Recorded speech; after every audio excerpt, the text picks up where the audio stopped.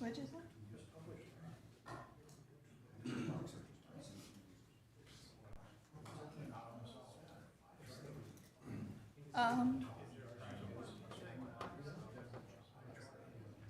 Wonder if you could join with mine. Well, it would just be like my login thing. Hang on 1 second. Join.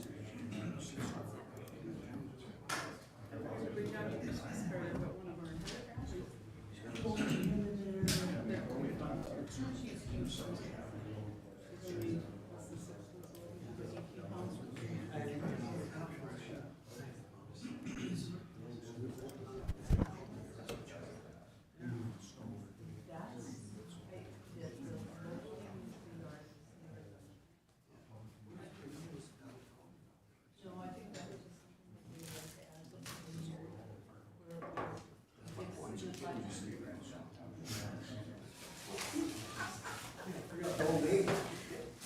don't know what, we're just learning what we are, we're growing into it.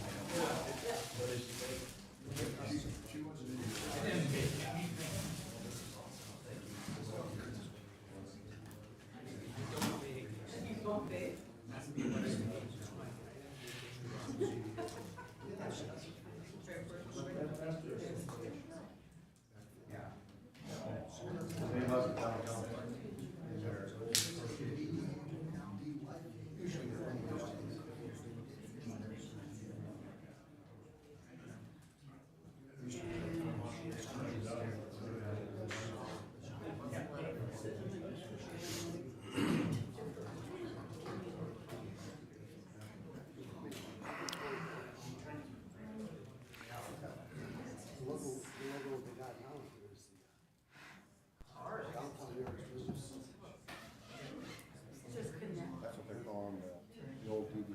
They take.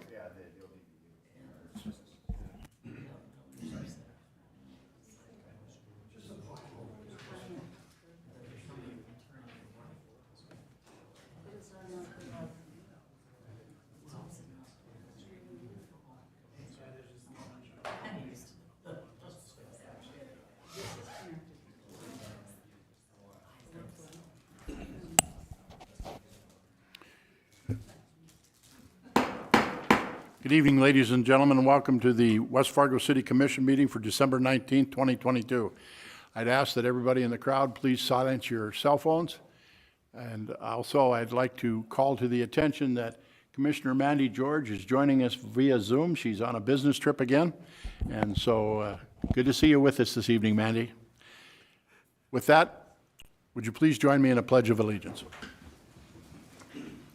I pledge allegiance to the flag of the United States of America and to the republic for which it stands, one nation, under God, indivisible, with liberty and justice for all.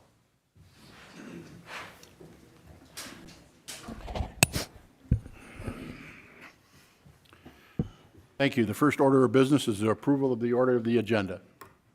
So moved. Thank you, Commissioner Anderson. Is there a second, please? Second. Commissioner Olson seconds. Been moved and seconded to approve the order of the agenda. Is there any discussion? Hearing none, all those in favor, please signify by saying aye. Aye. Aye. Opposed? Motion carried. Item D is the approval of the minutes of December 5th, 2022. They have been distributed, and they are on pages 3 through 5. Make motion to approve. Thank you, Commissioner Olson. Is there a second, please? Second. Commissioner Anderson seconds. Been moved and seconded to approve the minutes of December 5th, 2022 as distributed. Is there any discussion? Hearing none, all those in favor, please signify by saying aye. Aye. Aye. Opposed? Motion carried. Item E is the building permits. The report has been distributed, and it is on pages 6 through 7 in the packet. Are there any additions or corrections to that? I'll move we approve them. Thank you, Commissioner Olson. Is there a second, please? Second. Thank you, Commissioner Anderson. It's been moved and seconded to approve the building permits as presented on pages 6 through 7 in the packet. Is there any discussion? Hearing none, all those in favor, please signify by saying aye. Aye. Aye. Opposed? Motion carried. Next order of business is a consent agenda.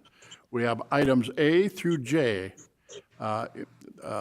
starting on pages 8 through 39. It has been distributed, and it is in the packet. I'll move we approve. Thank you, Commissioner Olson. Is there a second, please? Second.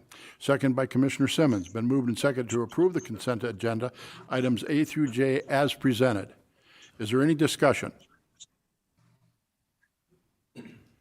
Hearing none, all those in favor, please signify by saying aye. Aye. Aye. Opposed? Motion carried. Moving on to the regular agenda. Item number 1 is a request for additional members to the EDAC, the Economic Development Advisory Committee. Casey Sanders, Berglund, page 40, our Director of Economic Development. Good evening, Commissioner Dardis, Commissioners. I am going to keep it brief, really simply. Since starting in July, I've worked with our EDAC, or our Economic Development Advisory Committee, and they're a recommending body to this board. And essentially, after meeting with each individual and having conversations with them, it looks like there's been some history where we had a larger committee that was reduced in size, and then there's been some complications as far as ensuring a quorum every time a business wants to come in front of the committee. So in conversations around ensuring a quorum, as well as kind of diversifying some of the business representation on the committee, we elected to bring forward adding 3 additional slots on the committee. So currently it's made up of 6 individuals, 1 in technology, service, banking, manufacturing, retail, and utilities. We would like to propose today that we add 3 additional committee positions in construction or engineering, a small business owner, and then a member at large. So by member at large, what we're meaning is essentially like a retired individual in the community, college student, maybe faculty member, a not-for-profit leader, or potentially a subject matter expert in a related field. So seeking a specific individual. With that, I guess I would just request that we move forward in 2023, adding 3 additional committee members. Thank you. Questions? Commissioners? Casey, thank you, Mayor. We used to be at 9, didn't we? We were at 9, or 18, we had 18 at one time? correct. Holy moly. So, holy crap, I knew we went low. I didn't realize it went that low, but, so I'm fine with that part. But the member at large, I guess I'd like to see that be a retired business person or something in that field, not, no offense to a college student, but, I mean, we're working with Sure. a lot of technical finances here, and I think it needs to be a retired, I definitely want a at large. And then just to clarify too, each of those individuals would have to be approved by this commission as well. So they would have to be appointed. So we would come up with names to recommend to you, and then you would approve those names, so. Right, but I think you should still have some criteria on there prior to that, as far as what we, what we want. Okay. Just to comment. Commissioner. I don't want to limit ourselves, because what if we can't get somebody that's retired that wants to be on this board? Would we not fill that position with somebody who's willing? I'm just going to throw that out, because That's a good, just in case nobody that's retired wants to sit on a board and meet once every month and not get paid for it and all this kinds of stuff. who wouldn't want to do that? I did it for 12 years. I'm very thankful for the men and women that do sit. I understand where you're coming from. I guess just maybe our intention would like to get one then? Our Would that focus would be our that. focus would be better? Well, you have the comments from the commission, and we'll rely on your discretion on that. Sure. Any additional questions for Mrs. Sanders-Berglund? Make a motion to approve? Thank you, Commissioner Simmons. Is there a second, please? Second. Commissioner Anderson seconds. Been moved and seconded to approve the request for additional members for the Economic Development Advisory Committee Board as presented. Is there any further discussion?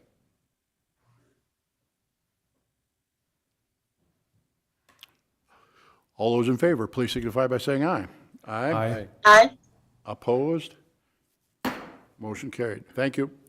Item number 2 is an ordinance number 1217 relating to the extermination of insects and vermin.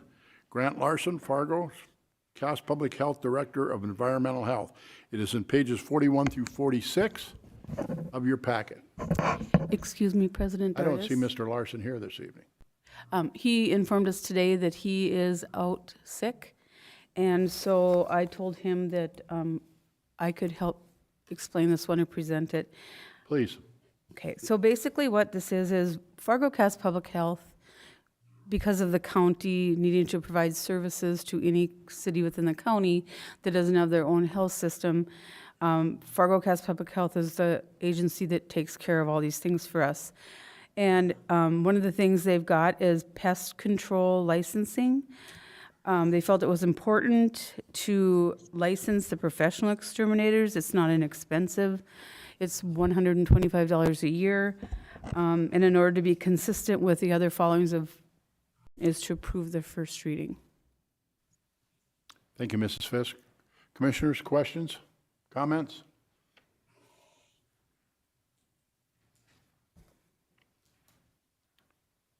Do we need a public hearing or anything like that, or is it just having a first reading? Okay. Want to make sure. With that, I'll make the motion to approve first reading. Thank you, Commissioner Olson. Is there a second? Second. Commissioner Anderson seconds. Been moved and second to approve the ordinance number 1217 relating to the extermination of insects and vermin as presented by Mrs. Fisk, representing the Cass County Public Health. Is there any discussion? Hearing none, all those in favor, please signify by saying aye. Aye. Aye. Opposed? Motion carried.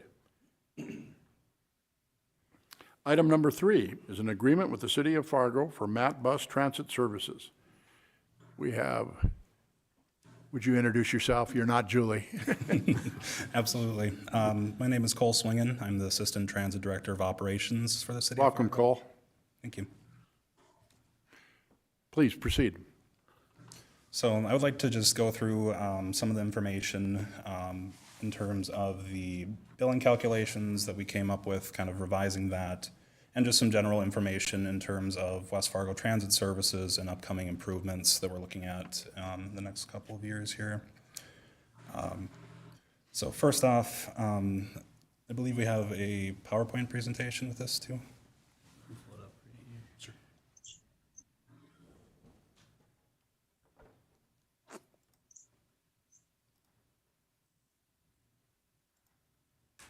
Thank you.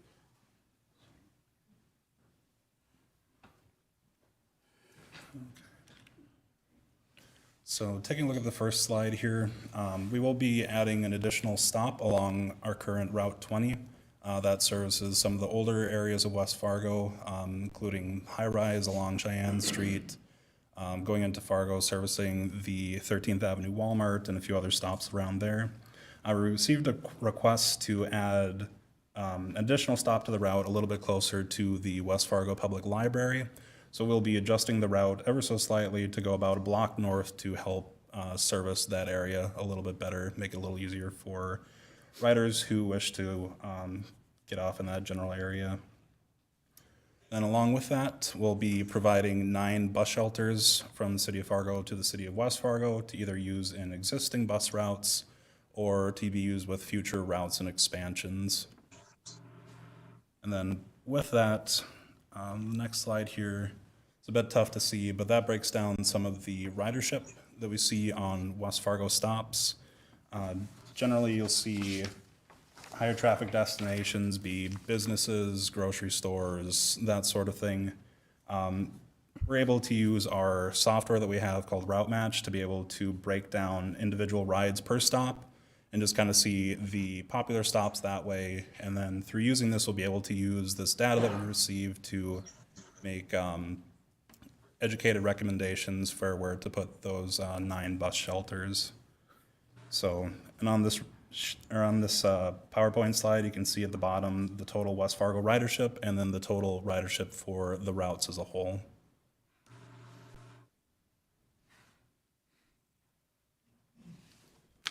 And then moving on to the 2022 and 2023 fixed route billing calculations.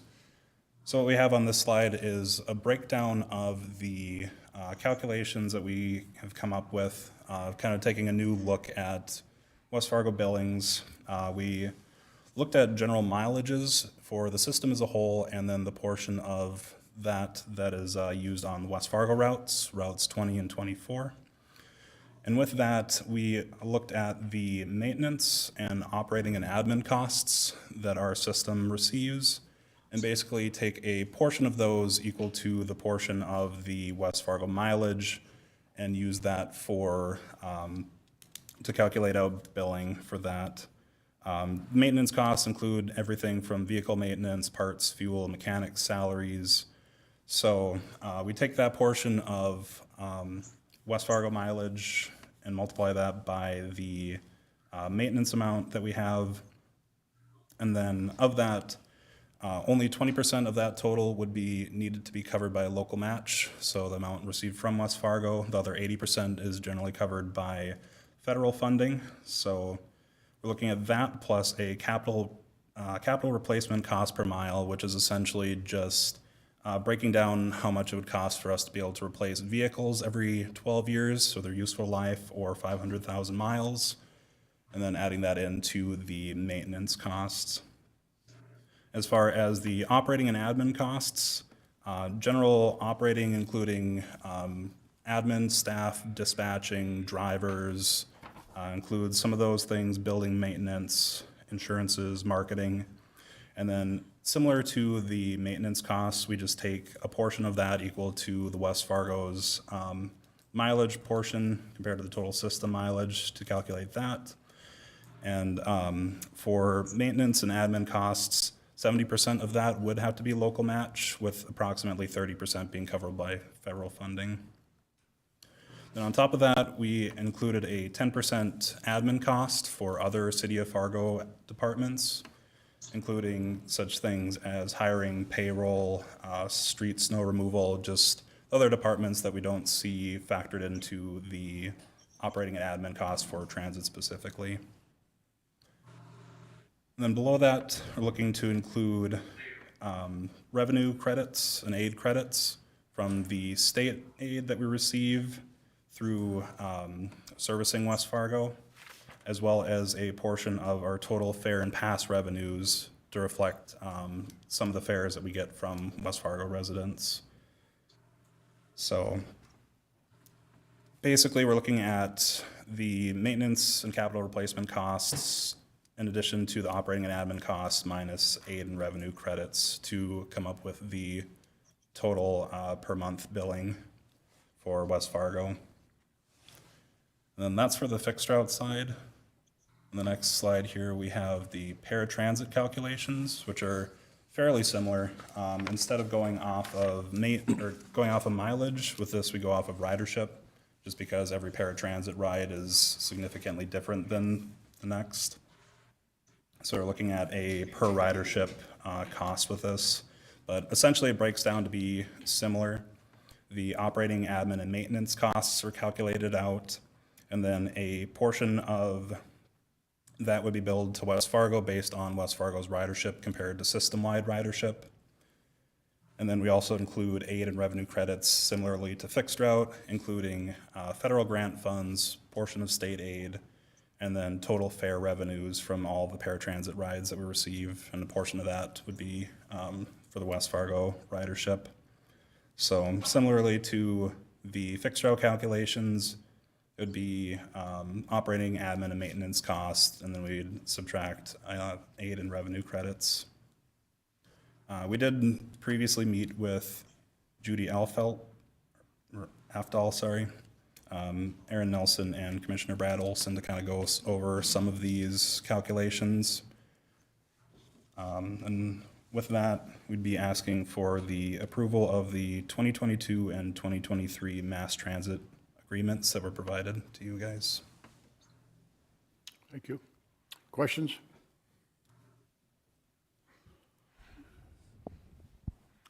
Commissioner Simmons. Thank you.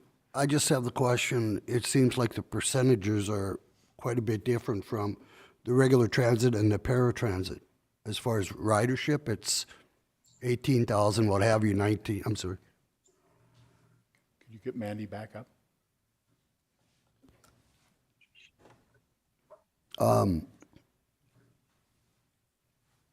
Thank you. There she is. As far as the difference, thank you, Mayor, as far the 18 and the 19,000 I get, but why does it go from 1285 to 1695? That seems like a lot higher percentage jump for the fixed route. Sorry, 1285 to 1695. Right. It just seems like a lot higher if you take the other percentage. That seemed like quite a jump. Sure. So with that, That would be due to,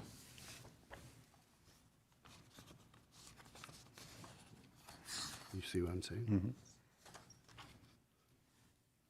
Where are you seeing that, Commissioners? On the front page, Commissioner very Olson. front page, okay. Yeah. It's just showing, it seems like quite a bit of a higher percentage jump for some reason.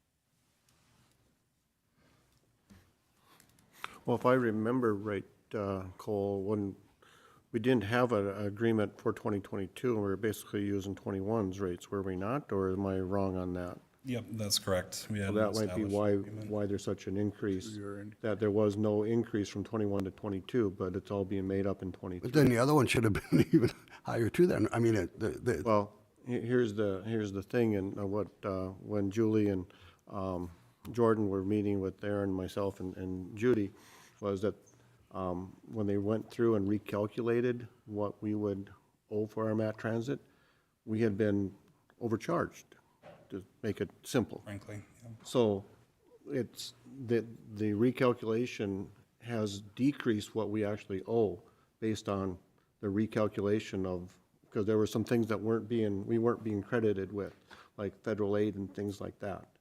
I don't want to get too technical and all that kind of stuff, but it comes out to our benefit, because if we had not, if Matt Bus had not gone through and recalculated our contributions, we would be $3,000 to $4,000 more a month. So in the overall thing, if you looked at what we would have been charged in 2023, would have been close to $23,000 or maybe more, over $23,000 a year.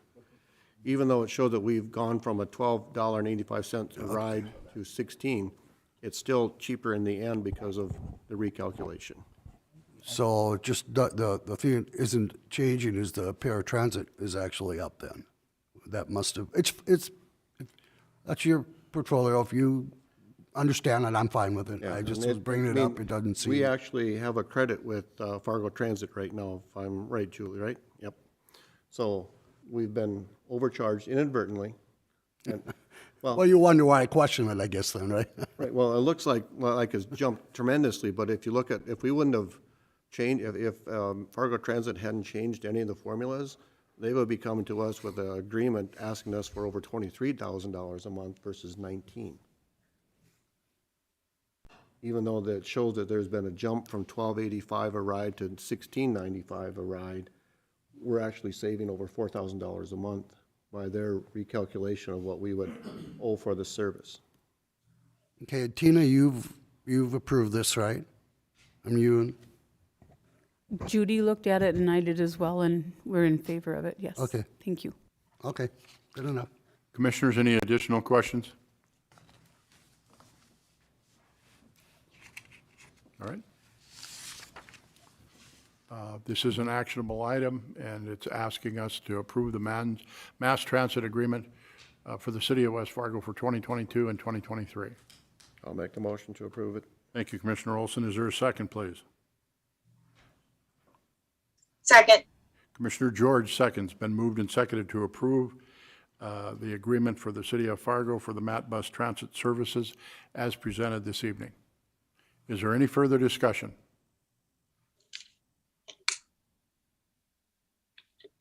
Hearing none, all those in favor, please signify by saying aye. Aye. Opposed? Motion carried. Thank you, sir. Item number 4 is the Downtown Master Plan Project. Mr. Aaron Nelson, Director of Planning and Zoning for the City of West Fargo. It's in your packets. It is on pages 61 through 66. Good evening, Mr. Nelson. Welcome. Good evening, and thank you. So, item number 4 here is a request to initiate the Downtown Master Plan project and to authorize staff to issue an RFP for this project. This item was introduced at the December 5th City Commission meeting just a couple of weeks ago, so I'm going to go ahead and spare you the lengthy background information. I did include quite a bit of context, I think, in the cover memo, which I'd be happy to talk to if you'd like. But just in terms of a quick overarching summary here, the city was awarded a $100,000 placemaking planning grant from the state of North Dakota for downtown. which presents an opportunity for the city to undertake a more complete study of the downtown area in general. Similar to plans that recently completed by our neighboring communities of Fargo and Moorhead, and similar in nature to the 2010-2011 Cheyenne Street Main Avenue framework study. At the December 5th meeting, staff was asked to solicit some additional feedback and have some additional conversations with some of our community partners and downtown stakeholders. And so in addition to some of the initial feedback that was presented 2 weeks ago, staff did work to put together an online survey through our communications team, which was distributed to the downtown businesses and property owners in partnership with the Yards Business Association. Additionally, we did have a second round of discussion, a sit-down discussion with the Yards Business Association last Tuesday evening, and as well as some direct outreach to some of our partner organizations, such as the Park District, School District, and the Metropolitan Council of Governments. Additionally, you should have all received a couple of letters of support for this project, which should have been, I think, lay-down items. Hopefully you all have a copy of that. If not, I can certainly get those to you. Do. But maybe just in terms of providing a general summary of the feedback that we did receive, I'd say in general the feedback was generally positive. Parking seemed to be probably the topic that came up most often from the topic areas that were discussed last time and that are included in the packet here, which I'll touch base on a little bit here. There was a general agreement that a long-term kind of strategy is needed, but that immediate action is also necessary, and it cannot wait for study. And so certainly that was discussed, I think, at the last meeting as well. There were a lot of, I'd say, specific suggestions that are probably more useful for if this project does initiate for down the road. Having some of those points of feedback will be helpful. Some examples of that are things like, specific recommendations regarding activation of the riverfront or creating some wayfinding or some kind of not grand, but some gateway features from Main Avenue to Cheyenne, letting people know that this is where downtown Cheyenne Street is, for example. So a lot of people, I think, with their excitement, they immediately jumped into potential things to consider as part of a study. And that was honestly probably what I would call bulk of the feedback received. I would also say that public input and participation was a common theme, and so within the project summary that I'll kind of touch base on in a moment here, we did try and highlight that. That was included originally, but we tried to draw some more specific attention to that to make it clear that that would be a prime component of the study. And then we did also receive feedback from, I think, a local resident in the area that would prefer to see, nothing change around downtown. And so I would say that there were, certainly some conflicting points of feedback that we did receive. And so I think that kind of highlights one of the aspects that we would be looking for here in terms of trying to get a better understanding of what the community's vision is, what the goals are of the city, and building some of that consensus amongst some of those points of disagreement as a community. So that's how I would summarize the feedback to date. Talking through the specific, what we're asking for here tonight, again, is a request for action to go ahead and initiate this project and allow staff to issue an RFP with the goal of hiring a consultant to help the city with this study. Staff has is recommending a project budget, and I'm sorry, this is probably the wrong agenda item here.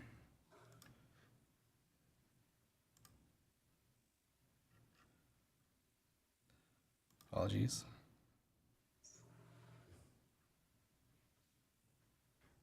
There we go.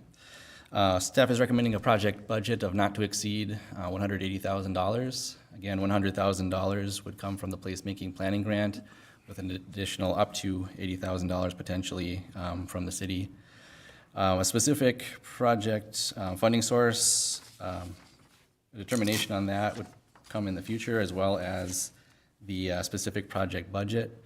With the RFP process, we would be looking for consulting firms to put together a specific scope of work, along with a specific project budget specifically referencing that scope of work. And so depending upon the proposals that we receive, there could be some differentiation in project budgets. Ultimately, that would all come back before you in terms of a negotiated contract for work. That would include the specific scope of work as well as the specific project budget, at which point in time the City Commission could vote to move forward with that work or not to. Potential funding sources for that project could either come from the 2023 Planning Department budget or else economic development, sales tax, or a combination thereof. I think staff would come back with a specific recommendation once the final scope of work and project budget proposal is identified. At the December 1st meeting, the city's Economic Development Advisory Committee did recommend approval of the use of economic development sales tax funds for the purposes of this project, if the City Commission so chooses. In terms of some of the process timeline and next steps, again, tonight we're asking for permission to move forward with issuing an RFP for this project. We would be looking to form a selection committee to be put together by the city administrator, but likely including a mix of city commissioners, planning and zoning commissioners, and staff to review the proposals received, to potentially conduct interviews with the potential proposing consultant teams, and then ultimately negotiating that final scope of work and budget before bringing that as a package to the City Commission for consideration of approval of a contract to go ahead and start this work. So that's kind of an overview as outlined in the cover memo here. Also attached to the cover memo within your packet is an updated project summary. We did talk about this at the last meeting, and there's been a few minor modifications based on some of the feedback received. Again, a lot of the feedback received was very specific, and so it kind of amounted to some wordsmithing of some of the purposes and needs. I'd say the intent and the purpose of a lot of that hasn't really changed much.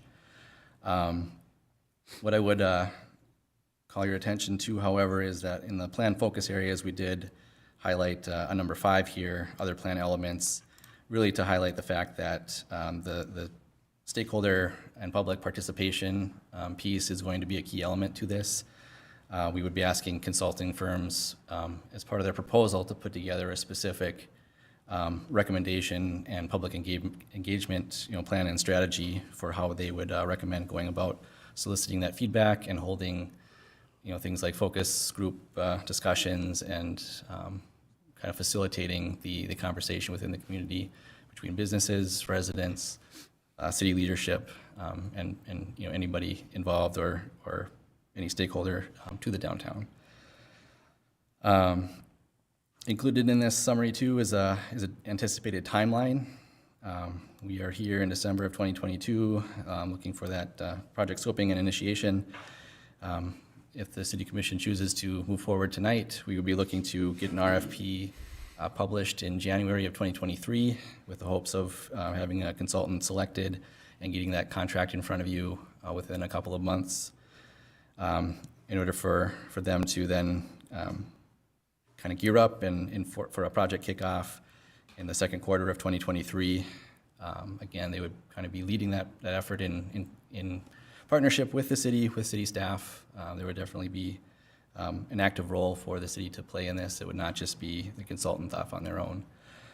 Ultimately, as mentioned a couple of weeks ago, the $100,000 grant does have an expiration date. We do need to utilize the funds and submit receipts for the reimbursement by October 1st of 2023. And so we are working against a little bit of a timeline with this project overall.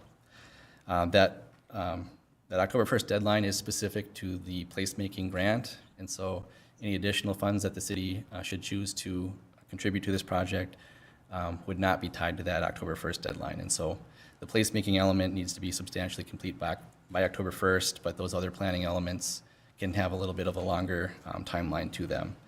And then ultimately, we're looking for project completion, hopefully in the last quarter of 2023. So that's that's kind of the update I have for you from our conversation from last meeting.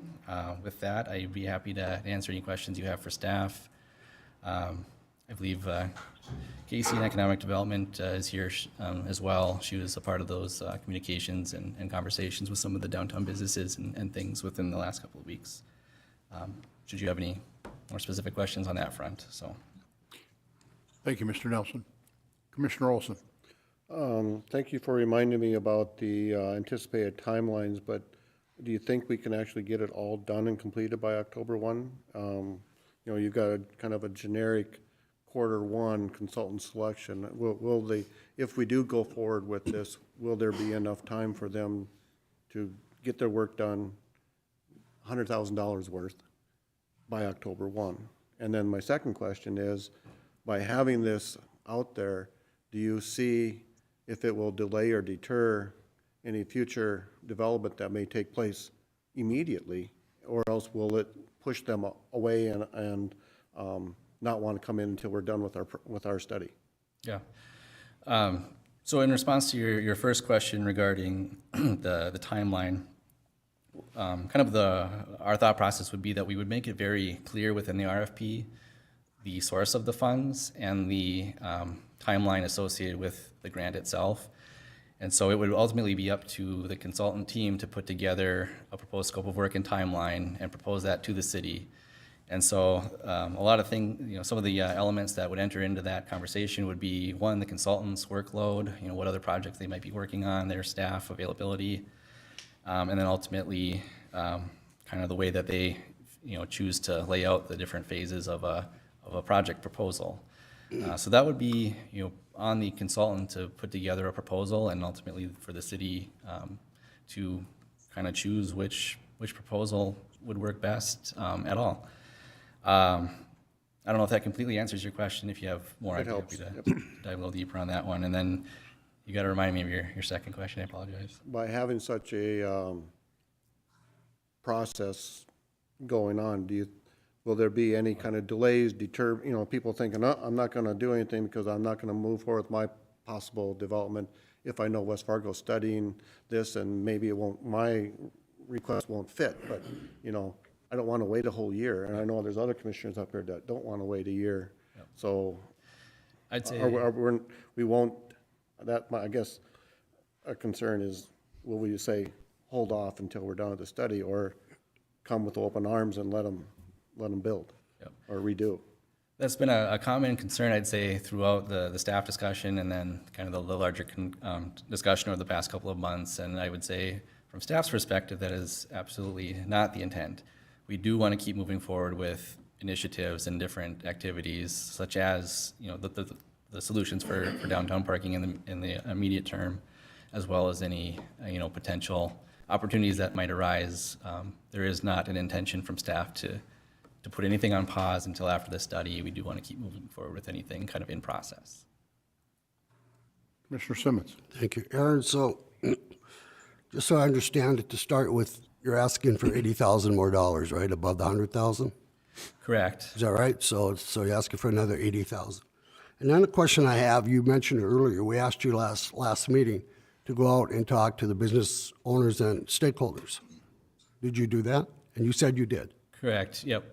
So from what I'm hearing is that you did not talk to the largest stakeholder with over $30 million invested downtown, and you haven't talked to them in the last 2 weeks.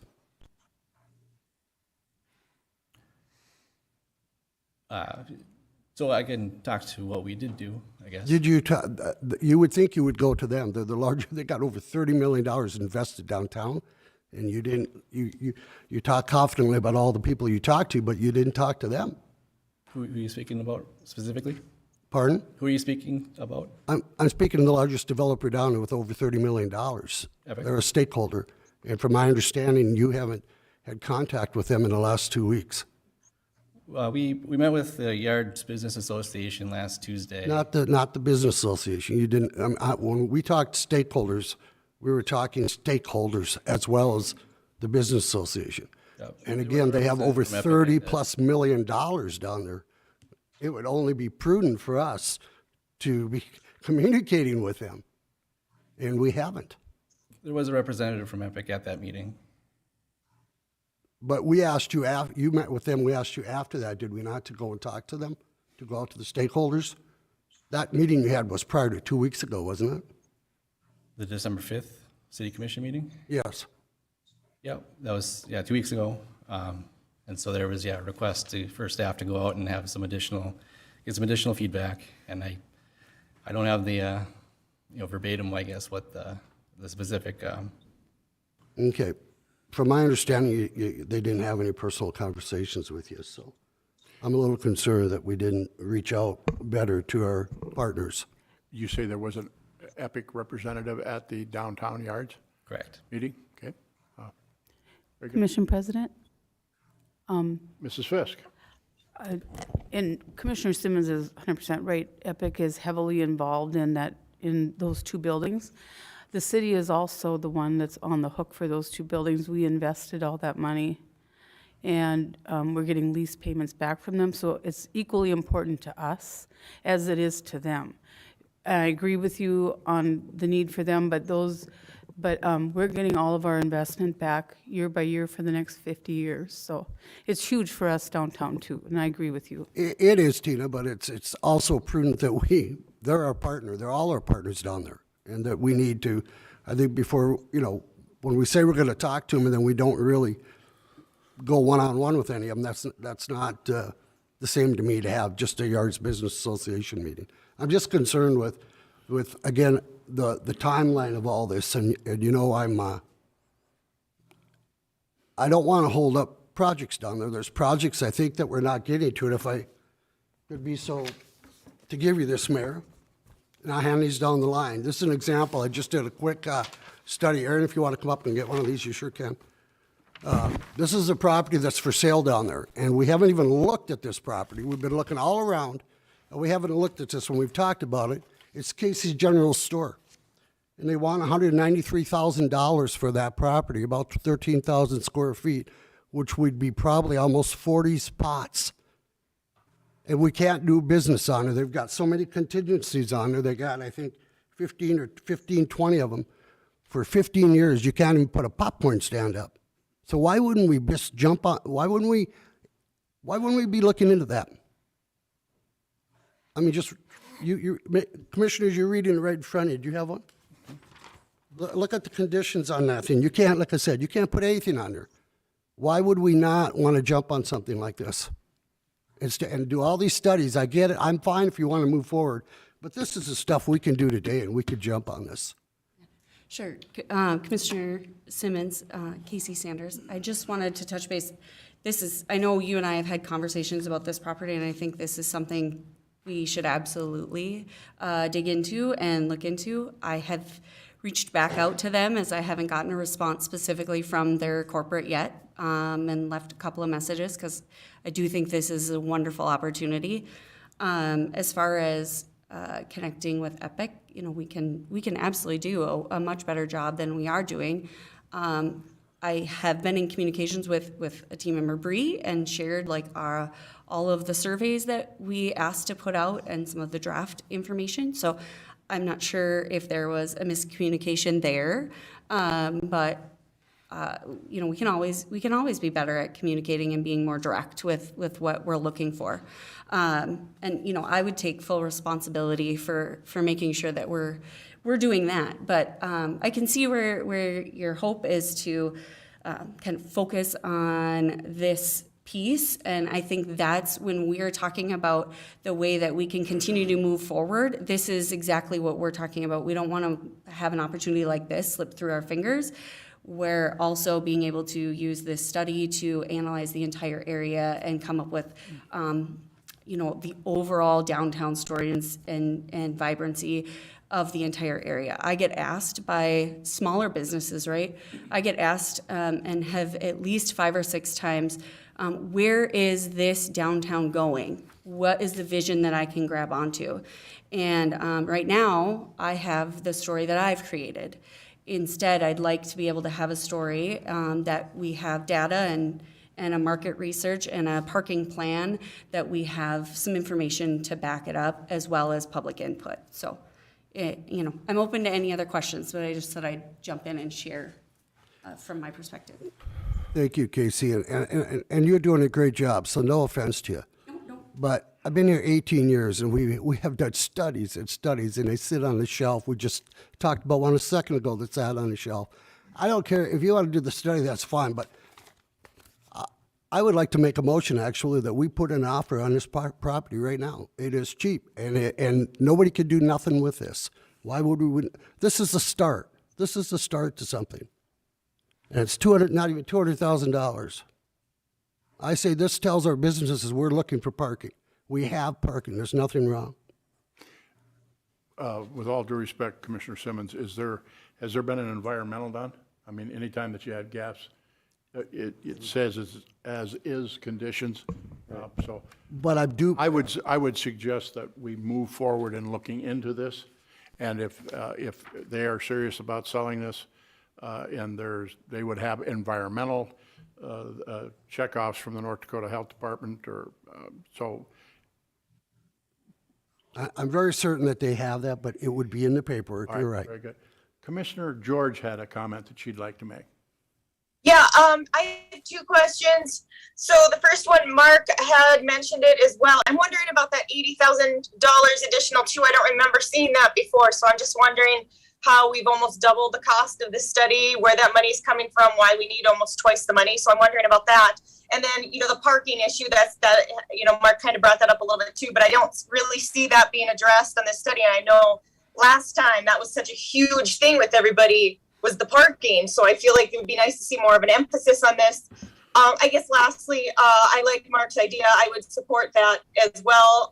If the environmental study, if everybody think that's okay, I would support that. Thank you, Commissioner George. Any additional questions? Well, just to, Commissioner George said there's nothing in the study for parking, but the third focus area is parking and access. So it's part of the plan. So right there, it is part of the study. We'll be looking at parking and access to the downtown area. Commissioners, I have one. Okay, you're right. Thank you for the correction. I guess I just wanted to hear it more emphasized or more of a focus, but thank you for that correction. Mrs. Fisk. Thank you, President Dardis. I just wanted to let you know that Assistant Administrator Dustin Scott and Economic Development Director Casey and I had met this morning. We are working with the property owner of the lots that are behind the old Payroll Express building to create additional parking. We also came up with some other ideas to get some parking that I really don't want to talk about until we get into it. It's just stuff that's in the very, very beginning stages on the other one. But we've been working on this other one, and it's very promising, the one behind Payroll Express.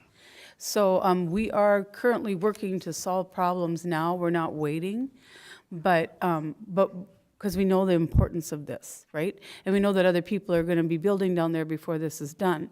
So we want to create some spaces that might end up being buildings later. But for now, we're looking for spaces. Casey's looking really hard. Dustin and Dan have been looking at the engineering and how you can put things together. We just want to be very careful not to line our front of our street with parking. We're trying to look off the main area. So just so that you know. So let me comment on that. That's great, Tina. But number one, there's nothing that could go on here. Okay, so where you're looking at is a little bit further to walk plus demolition. Where I'm talking about, you can't put a business on here. There's nothing that can go on here for 15 years, period. If you read the stipulations, there's nothing. So it's going to be either an empty lot or we could make it into a nice parking lot. That's that. You could put a clothing store there. No, you can't. Yes, you can. Yes, you can. Yeah. You just can't sell food, beer, or Well, you can't sell food, Any beer, off-premise gas, type of alcohol, food.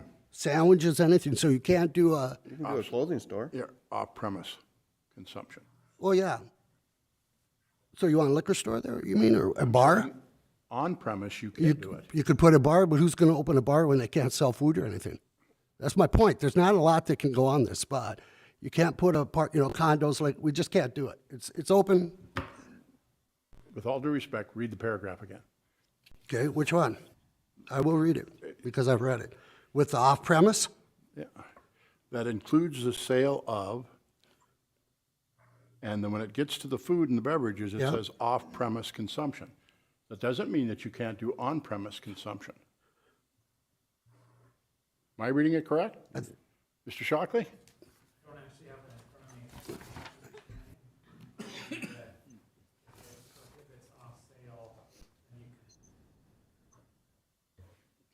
But you can't sell food in there. So who's gonna have a bar without food, right? If the food is for off-premise consumption, which means a real estate takeout will not be restaurant used for- or another convenience store that sells sandwiches and all that type of thing. Mr. Anderson, would you please hand a copy to Mr. Shockley? You know, it's nothing we need to decide tonight anyway. Yeah, It was yeah. my point of saying, It's worthy of a conversation. yes, it's no the point we question. have to open the box. No question. So, any more discussion on it? How about that extra $80,000 that's come up? I haven't heard much in regards to that. Again, please, Commissioner? Could you repeat? That extra 80,000, I haven't heard a response as far as that extra 80,000, where that's come from. I can speak to that.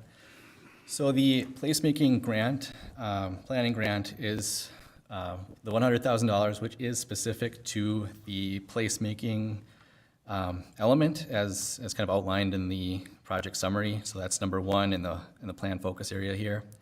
Anything outside of that, may or may not fall within the bounds of eligibility for that placemaking planning grant. And so if we are interested in doing something a little bit more comprehensive in nature, it would require some additional funds from the city. So the business and economic development component, parking and access, and then some of the infill, redevelopment, and land use strategy, for example. The $80,000, we do have some budget in the 2023 planning department budget for planning studies. And we've also had some discussions with the Economic Development Advisory Committee regarding the potential use of economic development sales tax funds for purposes of this study as well. So you listed parking with that extra 80,000. So with that 100,000, can we not study the parking? I'm just kind of confused. Correct. The grant itself is specifically for the purpose of downtown placemaking. And so, certainly a lot of these... Maybe define placemaking a little bit more clearly. Yeah, thank you for that. She's asking for a definition of placemaking. Yeah. So placemaking is, I kind of call it an umbrella term for anything relating to public art, urban design, activities, anything that adds to a sense of place, that makes a place unique or special, in the eyes of the community, for example. And so, things like, encouraging, sidewalk dining, for example, at a business, that might fall under some of the business and economic development type things. But it also could, be classified as placemaking, and so could be eligible for some of the placemaking grant funding. We are in conversations with the North Dakota Department of Commerce, specifically making sure that whatever we do end up with in terms of a general scope of work, clearly defining what is and what is not eligible for the funding. And so our hope is that as much as possible can kind of be classified under that placemaking umbrella. All of this is intended ultimately to create a vibrant and active downtown, and a unique, desirable place for residents and businesses and people to come visit. And so, it is a little bit subjective, but that's why we will have, as part of the grant, we will have, I think, either bi-weekly or monthly meetings, conversations with the North Dakota Department of Commerce staff just to make sure that we're abiding by the guidelines for the grant specifically. Hopefully that kind of answers your question. Yeah, it did. That clarified a lot. I appreciate that. Thank you. Anyone else? I would just like John's comments on that now that he read it, just for our information.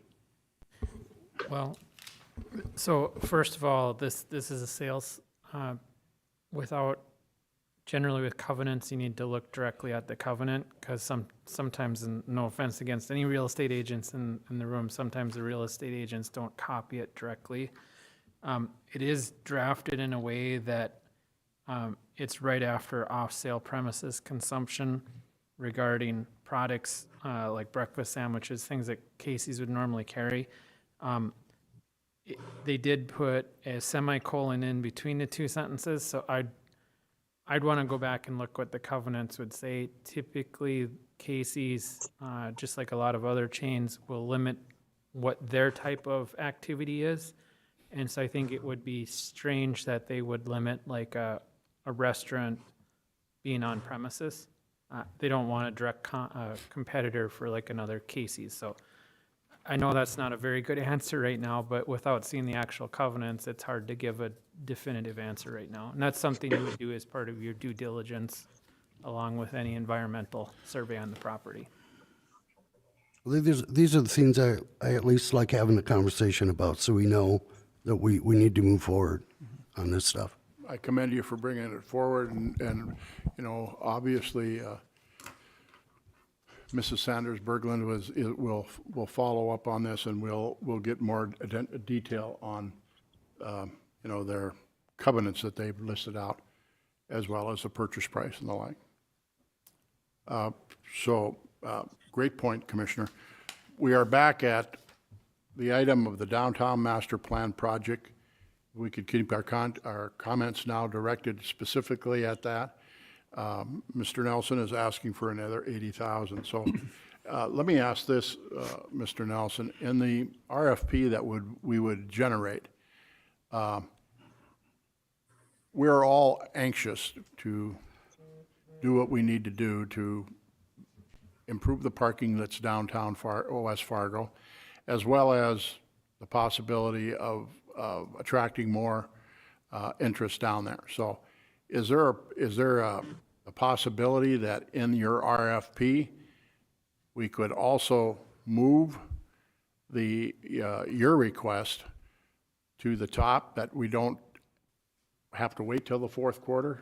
Is that a possibility when are you thinking that the same consulting firm is this going to be an all-inclusive for the whole 180, or will there be two different contractors that might bid on this due to the nature of what the grant is? Yeah, I'll try and answer that. You let me know if I'm answering your question or not, I think, as I understand it. So more likely than not, there will be a team of consultants that would kind of self-organize, if you will, to put together a joint proposal, or one proposal, one team, multiple different companies. Just because some of these elements are pretty specific, and so you might have one consulting firm, planning consulting firm, for example, be the lead consultant, and they might contract with a sub-consultant to do the parking and access. There are certain companies out there that specialize specifically in parking related strategy and different things like that. Likewise, placemaking, there are various firms out there that specialize in that type of thing that might be a little outside the traditional wheelhouse of a general planning and engineering firm, for example.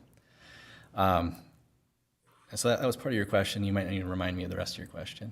Well, could we separate the two and still have the same, on the same RFP, is what I'm asking. Yeah, I'll let Dustin jump in here. Good evening. Part of my reason for coming up here is everyone's been doing a great job. It's been a long item, and I know what it's like to be here with a complicated issue. So with the RFPs, I've got some experience with this, so I figured this would be a good time for me to come in here and offer Aaron a little break. There's a lot of ways to set up these packages. The short answer, Commission President, is we would look to have one contract package.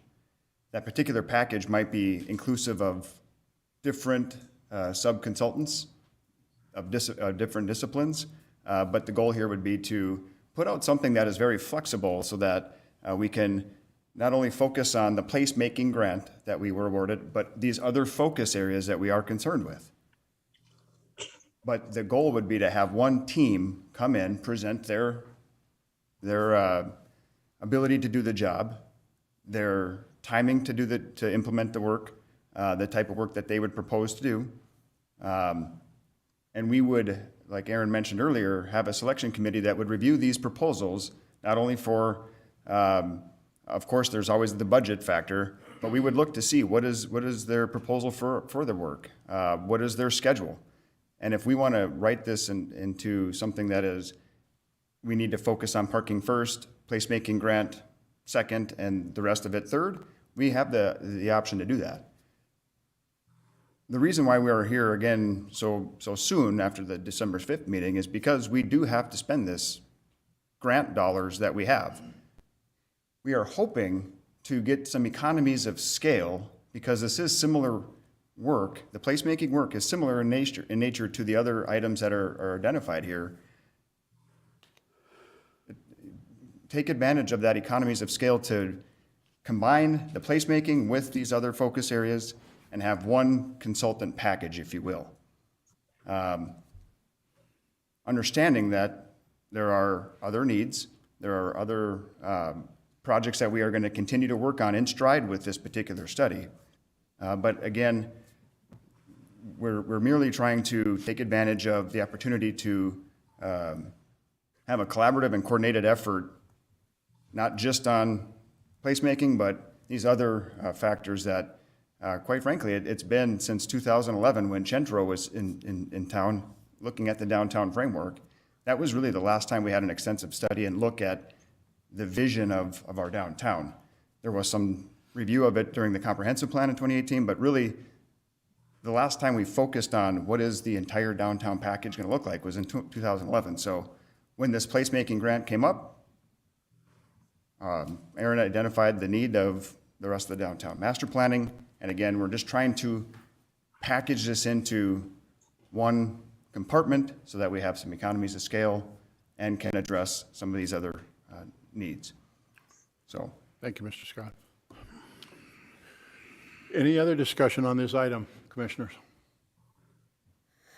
Questions, comments? I'll make the motion to initiate the project and authorize up to an additional $80,000 if needed, whichever funds we need to get them from to complete the study. Thank you, Commissioner Olson. Is there a second, please? How much was that you, in addition to? 80. Okay. Is there a second, please? The chair seconds for the purpose of further discussion. Been moved and seconded that the downtown master plan project move ahead with an $80,000 allocation for that study. Is there any further discussion? The question I'd ask is the 80,000 the issue, or is it the planning or the study itself? That's the question. We didn't ask Mr. Nelson or Mr. Scott how we arrived at an $80,000 figure, which I would have guessed because of their experience and knowledge of their previous work experience, they have a kind of a general idea what this type of scope of work would cost. That would be my assumption. Well, two weeks ago was 150,000, so that was a pretty quick changing of the minds then. Yeah, that's where my hang up is too. 80,000 seems pretty high. Commissioners, if I Commissioner may. George? Mr. Scott. At the last meeting, we were asking, and again, based on just general dollar amounts, we proposed $250,000, $100,000 of grant, $150,000 of the city fund. Since that meeting, Aaron did do some more additional research. Specifically, the city of Moorhead had something similar done. And again, like you said, there's really no magical formula here, but just through a gut check and some confirmation of other similar projects, we reduced the city's share of 150 down to 80,000. But again, once we receive proposals, we might have a consultant that their proposal is a fantastic piece of work in terms of how they're going to go about the study and the timeline, but they might say that it's going to cost $500,000. Conversely, we might have somebody that says, hey, look, we'll do this thing for $20,000, but it's going to take us 2 years. The point would be that that's all going to come back before this commission to review that and make a determination on whether or not to proceed, the level of the scope of work in which to proceed with, and that final dollar amount. So like you said, Commission President, it really is just kind of shooting from the hip, just to establish a baseline. But really, when we receive the proposals, those dollar amounts will be presented to you again. Well, right now, you have a baseline of $100,000. And that was just a grant that was But awarded by the that's the state. baseline that you have already been approved. I think we did that in the other section, right? On the non-agenda item? Did we not approve, wasn't that? We've already approved the 100,000 is my point, right? Accepting the grant, yes. Yes, accepting the grant. Okay, that's all, that was my point. And by accepting the grant, it limits the scope of the study to just strictly placemaking. Correct. It would not address anything related whatsoever to parking, redevelopment, or nothing, just to make downtown a special place. And what our staff is trying to do is to enhance that placemaking by looking at these other 3 items. So there lies in the additional funds. So again, what we're approving is for them to go out and seek bids on an RFP as outlined by Mr. Nelson. We're not spending any money whatsoever this evening. Yes, we are. We're approving $80,000 for them to spend up to $80,000. You're kind of. No, we're including that dollar amount in the RFP, that it could be up to $80,000. Is that not correct? Nope, that's correct. Again, once we receive the proposals, somebody might propose that they're going to do this work for $20,000. Someone might say they're going to do the work for $200,000. At that time, the commission will decide whether or not to proceed and how much money to spend. Right now, we're just saying that. My $80,000 limit then, from my motion? Well, then just give them the 100,000, go at it. You don't have to come back anymore. Again, we're setting the parameters to the potential bidders of this that we're willing to possibly up to $80,000. We're not spending anything. We're not approving the $80,000. The only thing that we're doing is that he can include that in the language to the RFP, to the contractors, to give them an idea of the scope of which we perceive because of work experience, our knowledge of what the dollars will be spent. We're not spending a dime tonight. And this is all for the betterment of our downtown area. That's in your opinion, Commissioner Olson. I worry about this whole thing. I've seen it many times, so there's a motion, right, and a second. We have a motion and Take a vote, second. Mayor. Is there any further discussion? Hearing none, all those in favor, please signify by saying aye. Aye. Opposed? No. Aye. Mr. Anderson, I didn't hear your vote. I apologize. I voted in favor. Okay. Motion passes on a 3-2 vote. Moving on to item number 5 is a lagoon decommissioning update. We're going to call on Mr. Matt Anvik, Director of Public Works for the City of West Fargo. It is in pages 67 through 79 of the packet. Good evening, Commission President, Commissioners. It's been a while since I've been back in front of you here. Where are we at here? This is the wrong agenda item. Where's this at? You just had the biggest developer walk out on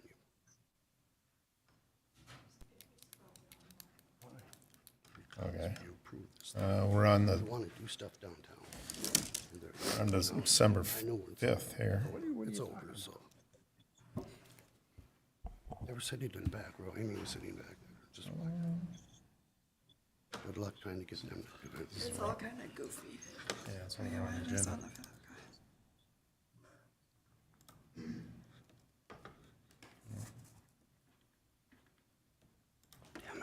Sorry about that, technical difficulties tonight. It's been a while since I've been up here to give you kind of an update on the lagoons, where we're at. So I just kind of figured today would be a good time and you kind of go over where we're at for this year. Just a quick update there. It's, the work began on June of last year. So far, cell 10 is fully decommissioned. We got all the the test back and everything from this September after we decommissioned it last year. So it has already been kind of fully decommissioned for a year. And so as far as the state goes, that is fully decommissioned, and we are able to do whatever we want with that right now. Cell 8 and 9 are planted and graded, and they are in their year waiting period right now. Cells 5 and 6 are drained, and the crew started removing rock this fall on that, and next summer we'll be doing the grading and planting on those 2 cells. 4 and 7 are currently dry right now, and we're only using cells 1, 2, and 3 currently. The crew also, they removed pretty much just about all the stockpiles of clay that we've had in town, and we've used those to fill in certain areas around the lagoon area, just kind of stockpiling it to get ready for when we might need to add some fill in the future. Going forward here, there's kind of the picture there to show what it was when, I guess June of last year, and then we had one picture here of, well, right after the spring in June, and then here in August, where you can see we started getting some green stuff to kind of grow up, but it flooded out on us in the spring, and then we had to replant. So it was coming fairly decent. And once we hit July, we didn't get much rain, so it was a little bit harder to grow grass then. Here's a little bit better picture of it there. And I guess you can see those lines that are in there are drain tile lines, and that's our drainage that we kind of have little fingers that come off the side. They go to one central drain that runs both in between 9 and 10. We basically just got by with one pumping station for both 9 and 10. It's kind of a cost savings. Going into cell 9, that was where we're at. June of last year, I guess July is when we really started then draining it of last year. August of this year, we were going through starting the planting there. This is where it's fully planted, and we were actually putting some straw mulch on top of that right after this picture was taken. Cell 8 was one of our smaller cells there right by our SA40. As you can see, it was pretty full back when we started in June. By July, it was drained, and then we were doing the grading and drain work here in August. There's a picture of one of our dozers there trying to grade everything to that main area there. Put a lot of project numbers together, so I try not to bore you with all the numbers there, but just to hit some highlights on that, the approved funds for the project to start was about $12.4 million. Back in 2019, the estimate from the engineers was anywhere between 17 and 35 million. Once we were putting our projects together for cell 10, we had another engineer's estimate come back, and well, it was right in the beginning of 2021, and that came back just for cell 10 alone was 3.7 million to do that cell. So kind of moving forward, for what we've spent to date is about 2.6 million. But then from selling the rock on cells 8, 9, and 10, we have just a little over $100,000 that we've taken in now, and then we have another $260,000 under contract to get rid of as soon as the contractor takes that. So we've spent right around about 2.3 million to date. 1.5 million of that is in equipment. The total acres to be decommissioned about 545. As we got 212 done right now, so we're about 38% complete. And then kind of the fund numbers on the side, we're about 400,000 underneath the budget, our budget model that we had put together. And that's just, really that budget number was supposed to take care of 2 cells, and we've done 3. So that shows we're under budget where we're at. We're $2,000 under, or 2 million, sorry, underneath the 2019 engineer's estimate for 8, 9, and 10. And just for fun, you just kind of look at that. I mean, for the 2021 engineer's estimate, just for cell 10, we're 1.5 or 1.4 million underneath that, and we did 3 cells for what they said the cost was for 1.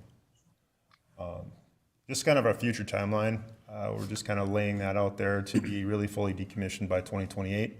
A lot of this depends on, I guess, funding on where we're at, on how much we're sending to the city of Fargo for our wastewater. The faster we send it over there, the more we can decommission. But there is a process to that as well. And just for that, I kind of added our wastewater flows in there right now. In 2022, we budgeted about 2.7 million to send to Fargo. And we just upped that a little bit next year for, basically it comes out to 2.5 million gallons a day. We're averaging about 3 to 3.5 million gallons right now. And then I just did a 4-year average. Right? The low year was 2021 when we were really dry. We had that drought.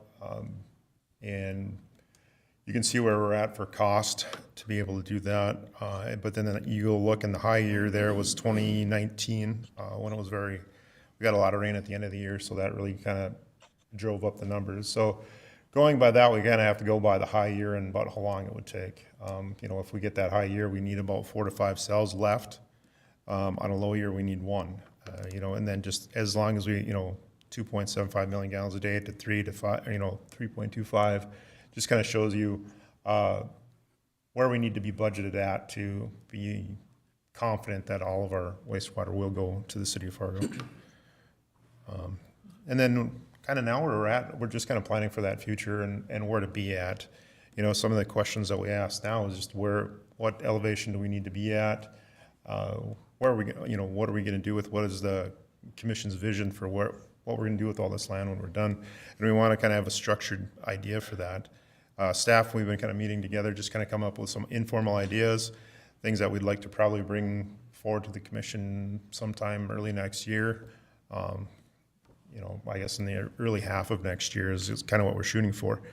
And some of that goes with what Planning Director Aaron Eslin's been doing with, kind of the long-term planning or action plan that they've done. And they've there's a few things that the action plan has kind of called out on different ideas what we can do with the lagoons.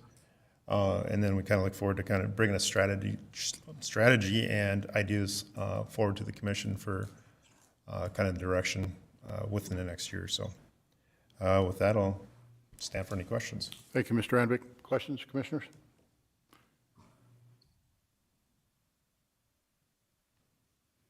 I suppose a lot would depend on Mother Nature too, on how quickly we can wrap up the project. Yeah, this year May and the first part of June was pretty slow going, but then the rain kind of held off, and July, August, and September they did a really good job and really worked fast and got ahead of a lot of where we thought we'd be for the year. Thank you for the update. Item number 6, City of West Fargo logo. Commissioner Mark Simmons was tabled last, so we're bringing it back this evening for discussion purposes on pages 80 to 85 in the packet. And I think thank you. I think I'll call Melissa if you want to come up and kind of go through. I didn't prepare you for that, I suppose, but I was thinking maybe you wanted to kind of go through those examples with us. Okay. Will be my pleasure.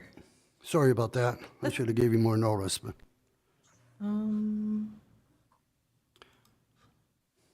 There's a couple of Monsley. I can't even tell the difference, so.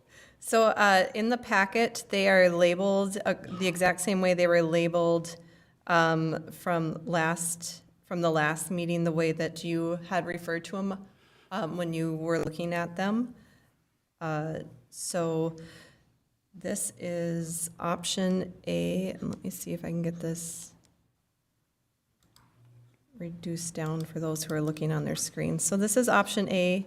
This option has the word west is larger. Oh, sorry, that sounded awful. The word west is larger, and City on the Grow is lined up underneath just the word City of West Fargo. And so this one follows along with making west appear a little bit bolder and stand out a little bit more. It also helps not balance everything out so that the W icon can stand out a little bit more.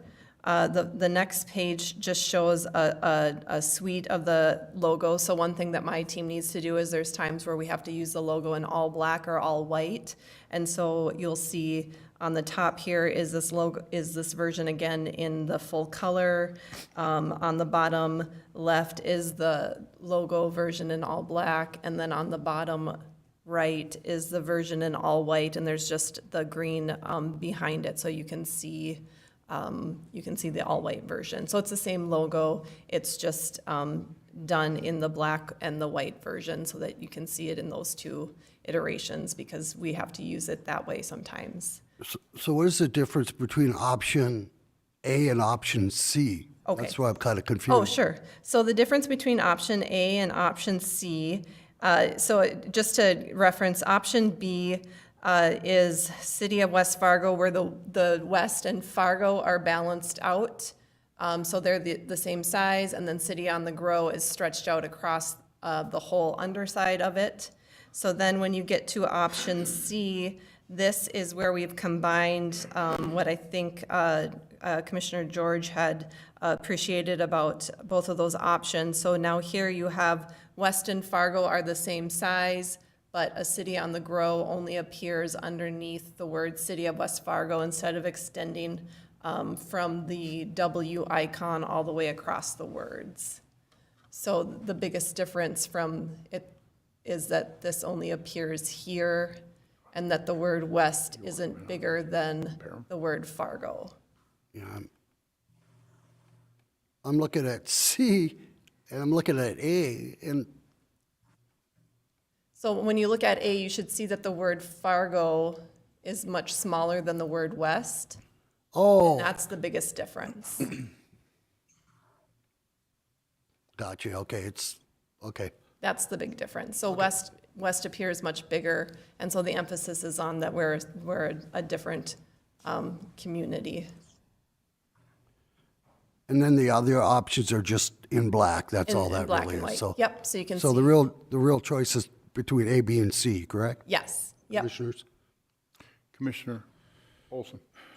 I don't know if it's just me or what, but the word city, all cap, just sticks out and looks strange. It just seems out of place. I don't know what it is, it may be just me. And another thing is, I think it's redundant to say City of West Fargo, City on the Grow. So I would be more in favor of getting rid of the word city of above West Fargo, because we all know it's a city. And why repeat the word city twice in that small logo? It just looks busy. That's always been our logo, though, we haven't changed any of that. It says City of West Fargo up there. It doesn't say it down below. Well, it didn't say City on the Grow, that's our motto, that's our story, is City on the Grow. Right, I mean, we've but always had that, right? If we're gonna make some changes, I would suggest well- we drop this, So- city on the city of on top and move West Fargo all the way to the top and put City on the Grow below.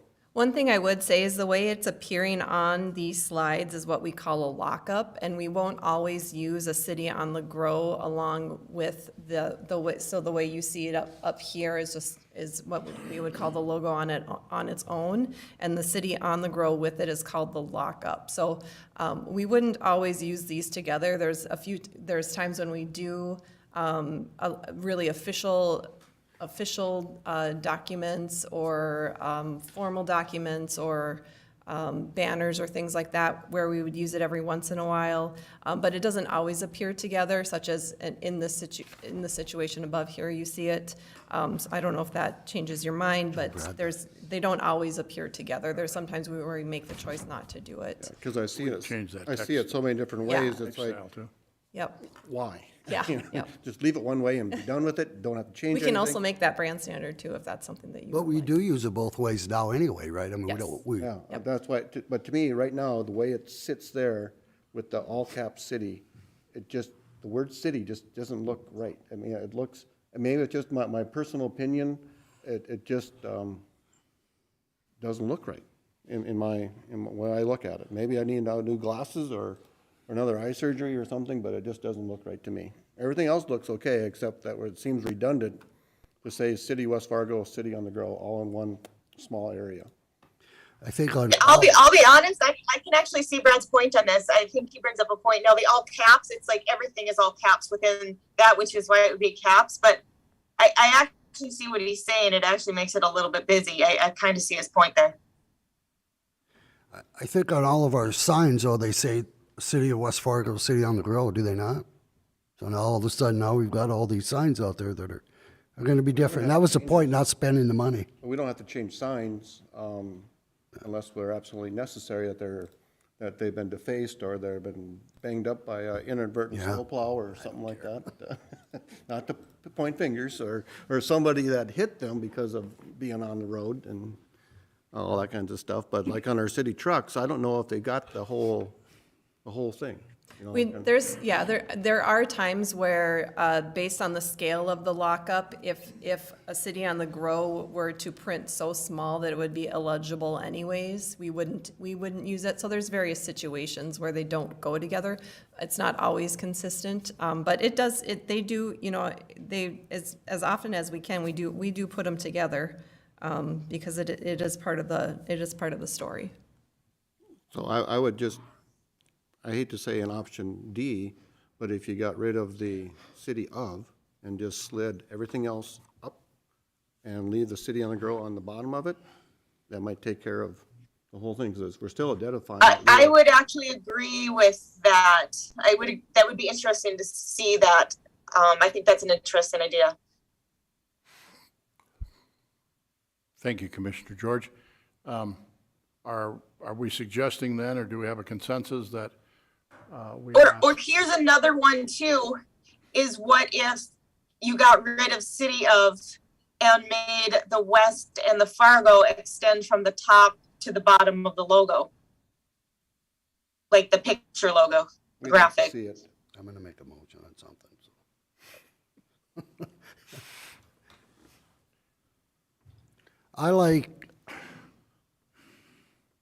I think I like option C. Out of these options, Commissioner George, which one did you like?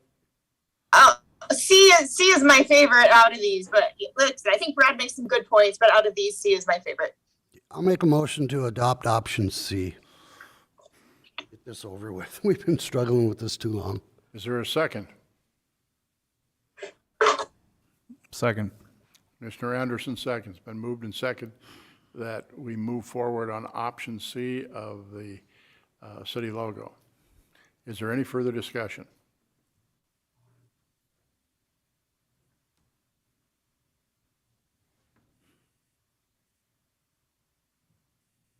Any further discussion? All those in favor signify by saying aye, please. Aye. Aye. Aye. Opposed? Aye. Aye. Motion carries on a 3-2 vote. Option C is the chosen one. Thank you. Thank you, Melissa. Thank you, Melissa. Item number 7 is 2261 to 2023, an asphalt mill and overlay, various neighborhoods, presented by Dan Hansen, City Engineer, City of West Fargo, and direct the engineer to prepare a report is the action that's being requested. It's on pages 86 through 89 of the packet. Welcome, Mr. Hansen. Thank you, Commissioner President Tardis and Commissioners. Just getting the item up here, just one moment. Okay, thank you. In your packet is, excuse me, a cover letter discussing a project that we're looking to move forward with, which would actually be a mill and overlay of some various neighborhoods. And a typical life cycle of a roadway, you've got the initial construction, there's seal coats, there's mill and overlays, things of that nature that extends the life cycle of the roadway.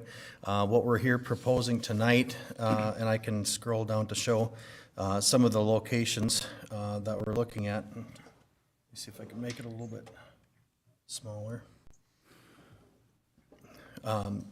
basically, these neighborhoods are of about the age that we would be looking at doing mill and overlay, and then incorporating into that to meet the American with Disabilities Act standards. We would also be looking at getting the ADA ramps on all the sidewalks in these neighborhoods to current standards, and that would be a requirement of the ADA Act. We do have this project.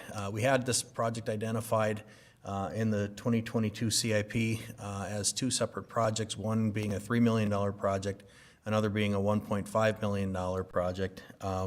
We're looking at putting together a report that would come back to the commission stating, here's what we're estimating that the cost of these projects would be. Initial looks at it, it does appear that we're going to be less than what was on the 2022 CIP.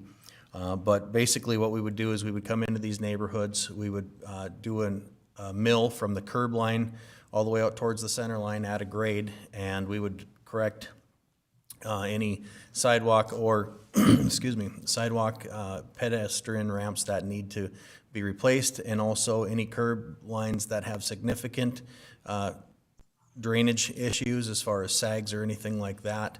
We potentially would put some leveling course down on the surface of the roadway, and then we would come back with an overlay of asphalt onto the roadway. So that way we would be able to leave these neighborhoods with curb ramps that are up to standards, as well as a reconditioned roadway surface that would help extend the life of the roadway and provide a better smooth travelable surface for that. So the ask tonight would be for us to approve the, I'm sorry, let me find that here. The ask tonight would be to direct the engineer to prepare the report, so that way we could come back and give an estimate of what the cost would be and get into the project further. And with that, I would answer any questions. Thank you, Mr. I have a question. Commissioner George.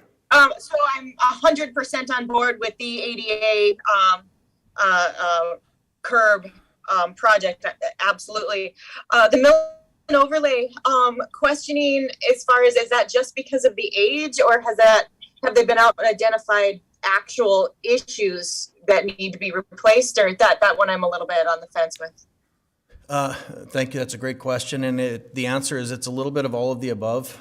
As a staff, we went out and we drove every one of these streets, and we took a look at the conditions of it. We actually marked there's areas where the street has failed that we would actually be patching the roadway in the street.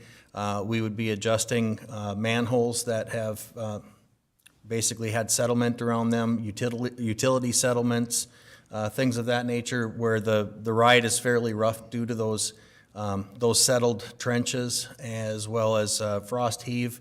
And there's a lot of times where curb and gutter has had some frost heave and has broken up. So we would be replacing some of the worst curb in those neighborhoods as well. But it was field driven and surveyed prior to snowfall this past fall. Okay, thank you. Yep. Commissioner Simmons. Thank you. Dan, who's paying for this? Right now, what we have in the 2022 CIP is that it would be 80% assessed with the 20% city cost is what we have it in the 2022 CIP. The policy would be for reconditioning of roadways to be 100% assessed. However, in our 2022 CIP, we did state that we would have a 20% cost share by the city, just because there would be some additional, we'd be spilling over onto some arterial roadways that wouldn't be just considered just the local roadways. So, Right, but they can protest this out then. we would have to absolutely pass a resolution of necessity. So is that what we're doing tonight? No, tonight. Why wouldn't we ask that first before we spend money doing reports and stuff? When we pass the resolution of necessity and we send the letters out, there's an expectation that we would also tell them approximately what we would estimate their cost would be, and we don't have that. We don't know that, so, okay. But, yeah, they have the opportunity to protest out, that's my. Yep, well, we'll come back with the report, and at that meeting, we would actually, that's where we would present the report, create the district, pass the resolution of necessity, send the letters out, and then we would have a public hearing a month, 30 days after we get that. You know, Dustin, you were here back in the older days. didn't we just go and have a neighborhood meeting and say, okay, how many are yay and nay? And then we so we saved all this money is what I'm saying. And because a lot of times they don't want it. They need it, but they don't want it. And if they don't approve it, we can't do it. So we would go out and have a neighborhood meeting with those people and get their input prior to us spending all this money ahead of time. Mm-hmm. We seem to quit that. Good evening again, Commissioners. Commissioner Simmons, there have been some neighborhood meetings with some projects. Actually, traditionally, with the mill and overlay, we really didn't have neighborhood meetings. We certainly had a neighborhood meeting before proceeding with things like an alley paving project or some of the other unique traffic calming type projects that we've had. But with mill and overlays, we didn't convene the neighborhood. We typically just, as this process, actually what we would do is we'd create a district and then send out letters and engage the neighborhood that way. Certainly could have a neighborhood meeting here. One thing that Dan Hansen didn't get into this level of detail, but traditionally with pavement management, best management practices, a mill and overlay is good to do within 5 to 10 years, 10 years at the max, and all of these developments are 10 years or older. So kind of like with sewer and water, when it comes to the health and safety aspect of things, we traditionally proceeded with a project but engaged the residents through the letters. Not even the same game though, because sewer and water, they can't protest. So it's not even the same, Dustin. Absolutely. So Nope, that all I was asking is just a way to save money. I mean, if we go out, we do all this, and then they protest it out, that was my point. They're done anyway. We can't do it. So I was just wondering. Absolutely. Because I thought we used to do that in the older days. But The latest mill and overlay that we did was in the Goldenwood and Pinewood neighborhoods. Those specifically, we did not have a neighborhood meeting there. We've done Charleswood, Eagle Run, Elmwood Court, Arbor Glen, Homestead Court, and to my knowledge, or to my recollection, we didn't have neighborhood meetings prior to doing those mill and overlays. Okay. They are contacted by mail. Again, yeah. Notification, yeah. We send out letters, and like Dan mentioned, those letters, we provide an estimated special assessment. I'm sorry, we send the letters out after you do this, right? You're not sending them out today to say we're doing it. You're waiting till we get figures. Correct, yes. So it's after. Yep. So when we send the letters out, it's a matter of, Okay, yeah, okay. yep, the letters will identify what we are anticipating those assessments could be. Yep, okay. Commissioner Olson. Are there any conditions with the ADA ramps that if we don't get them into compliance, that we may lose any federal funding or things like that, or will be held in non-compliance? Is that one of the issues that we need to address there too? Yes, there is that. We're actually working with an ADA transition plan with a consultant, and over the course of the summer, we went out and we inventoried every ADA ramp in the city, and we have gotten that information back to the consultant, and we have a meeting scheduled with them to talk about the next steps. Part of that, I believe, actually, we have a number of years before that. It's not like we need to do this in the next 2 to 3 years, but we do have to lay out a plan. Generally, I believe, correct me if I'm wrong, Dustin, but you have about 10 years to enact that ADA transition plan. So eventually, we would need to do all of these ADA ramps that are out of compliance. Thank you. Do we still get, I'm sorry, I apologize. I think you're Commissioner pointing to Simmons, me. that's Oh, right. thank you. Do we still get funding for those? I mean, I know a few years back, we got a lot of funding to get them. Is that funding still in there? Commissioner Simmons, I believe what you're referring to is the 2009 project where we went around and redid a lot of our curb ramps. That was using the federal stimulus dollars that were made available shortly after the recession. They came out in 2009, and you had to have a shovel-ready project. So that was a holistic curb ramp replacement, but to my knowledge, there are no other federal dollars to go out and reconstruct curb ramps, but it is a federal requirement. And when we did the downtown road diet project, part of that condition to get those dollars, the state told us that we had to get into an ADA transition plan, which we started last year. And I believe the funding source was the American Recovery and Reinvestment Act. That was a stimulus for a one-time shot in the arm. Any additional questions or comments? Commissioner Anderson? Yeah, I struggle with the use of specials on this one. I know it's in policy, but that's something I'd like to look at and think about in the future as we look for these kind of repair maintenance type of projects. Again, we changed our policy 2 years ago, and we're at 20% that we would contribute, the city would contribute. Mrs. Fisk? Keep in mind, it's at your discretion what percentage you want to buy down, but whatever you do here, you're going to have to continue, because just to be equitable. So I'm not sure what the cost of a project like this would be. I have no idea, but just a thought. Thank you. Commissioner Simmons? Yeah, I would be a little sketchy about doing that just because we'd have to do it for everybody. So, we need to look at better ways to fund these as we are. Right. Yeah. No, it's something I want to look at, and I understand there's Very good. everybody else needs to needs to be fair. Yep. And for tonight, we're just asking for the consultant, for us to get a consultant to do the report, to come back and report what the costs are. We tonight's not setting any dollar amounts or percentages. It's just to do the report to come back and have actual estimated numbers. I will make the recommended motion. Thank you, Commissioner Olson. Is there a second?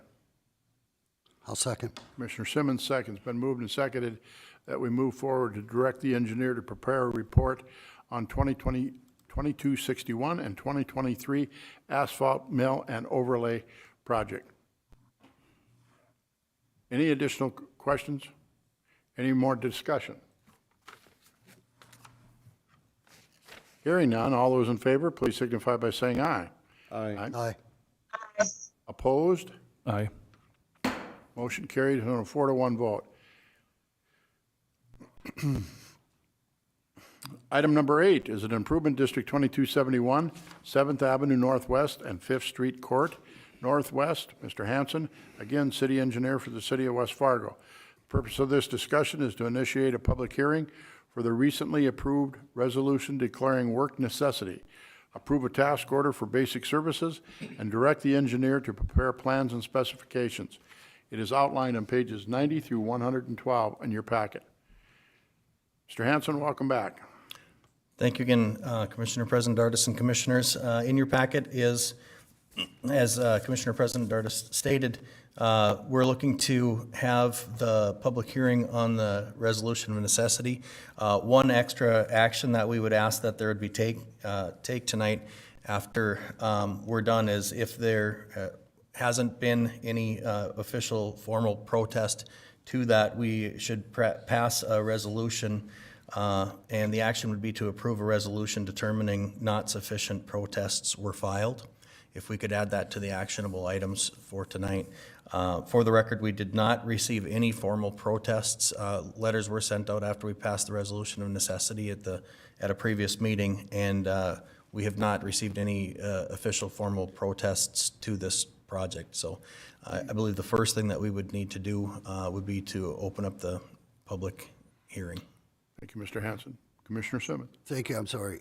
Dad, do you have the picture of the map of that area? I was looking to.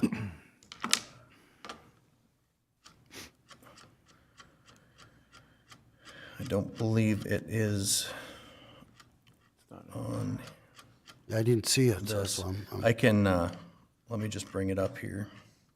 Isn't this that area we're talking? Those couple of buildings are in there. We want didn't. Well, it's the south end of the stockyards. It goes all the way in. Yeah. There's only been one letter asking You know that questions. But isn't that area you're talking about? In the GIS map. Yeah, I don't know. Is that gravel? Emily has excavating ink.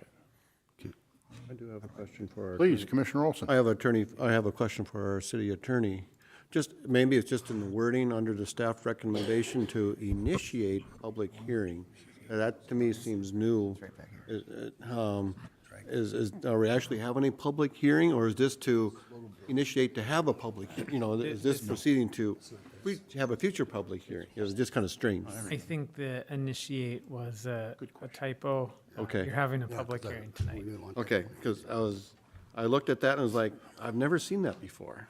So, all right, I thank you. think it was a typo. Okay. Mr. Hanson, a quick question. Is this the property abutting that street only? So does that doesn't include what's up further north? We had that discussion last time, I believe, but and just for clarification, please. That is correct. It is the properties that are abutting this property, as well as, if you take a look at the map, in the, excuse me, in the district area, we did include this property right here. However, we do not anticipate that there would be any assessments assessed to that property for this project. It was included in the assessment area just on the fact that in the event that this developer happened to buy them out or something like that, that they would be able to be added. But we have no intentions of specially assessing that property. And in fact, the letter that went out to that property owner said the intended special assessments is $0 to that property. Thank you, Mr. Hanson, for that clarification.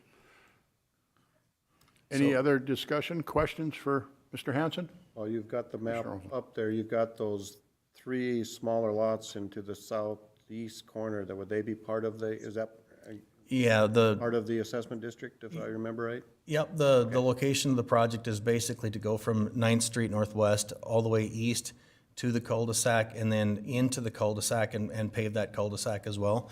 Currently, this whole entire area is a gravel roadway, and we do have a concrete roadway as a standard section for these areas. The timing of this project right now, if you recall when we talked about this at the previous commission meeting, was the fact that this large parcel, the Stockyards parcel, is intended to be developed next year with a number of garages and things of that nature. I'm sure you've seen the plans for that at those meetings. So it would make sense that now, prior to having occupancy of 50 different garages out there and the traffic that's going to be coming to them, to get this roadway done, instead of waiting till after that they're there, and then they're going to be beating up this gravel road, creating additional dust and things like that. It makes sense to do the project now, was our opinion as staff, and that's why this project has been brought forward at this time. Anything additional from Mr. Hanson?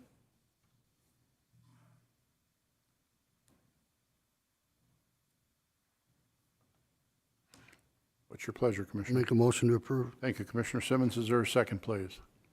Yeah, we need to still have open the public hearing to. Oh, I'm sorry. To have that hearing. So. So we have to have a public hearing first. We close the regular agenda and move into a public hearing. Is there anyone from the public that would like to speak to this item? In the back. Please, sir, please come forward. I'd ask that you state your name and address.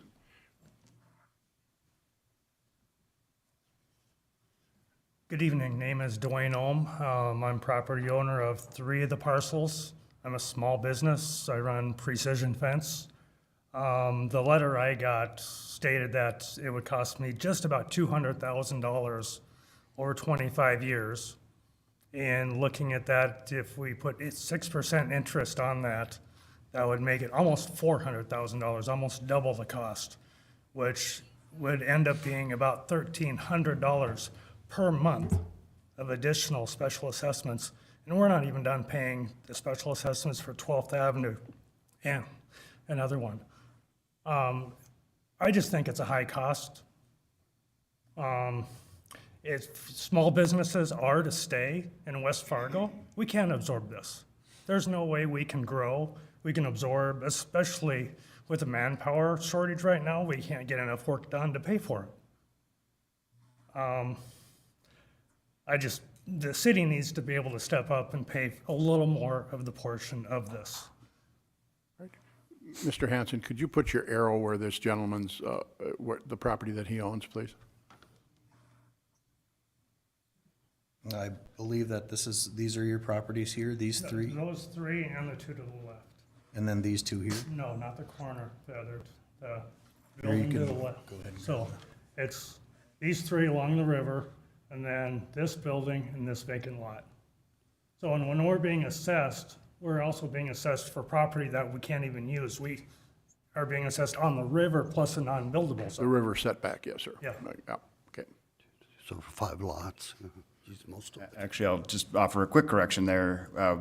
We do remove the riverbank setback from the special assessment calculation, but it don't mean to take away from the impact to the property itself.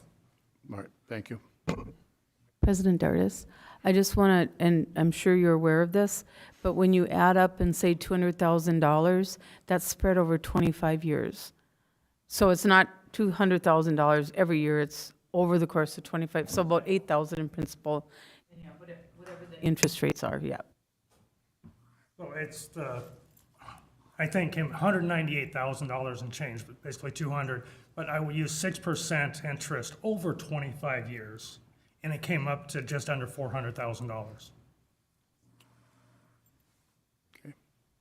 Thank you. Any questions of the gentleman? Anyone? No, not of him. I have one of Dan and Dustin, though. Thank you, sir. Is there anybody else that would like to speak to this issue? Again, we're talking about Improvement District 2271, 7th Avenue Northwest and 5th Street Court Northwest. Is there anyone from the public that would like? Yes, sir, please.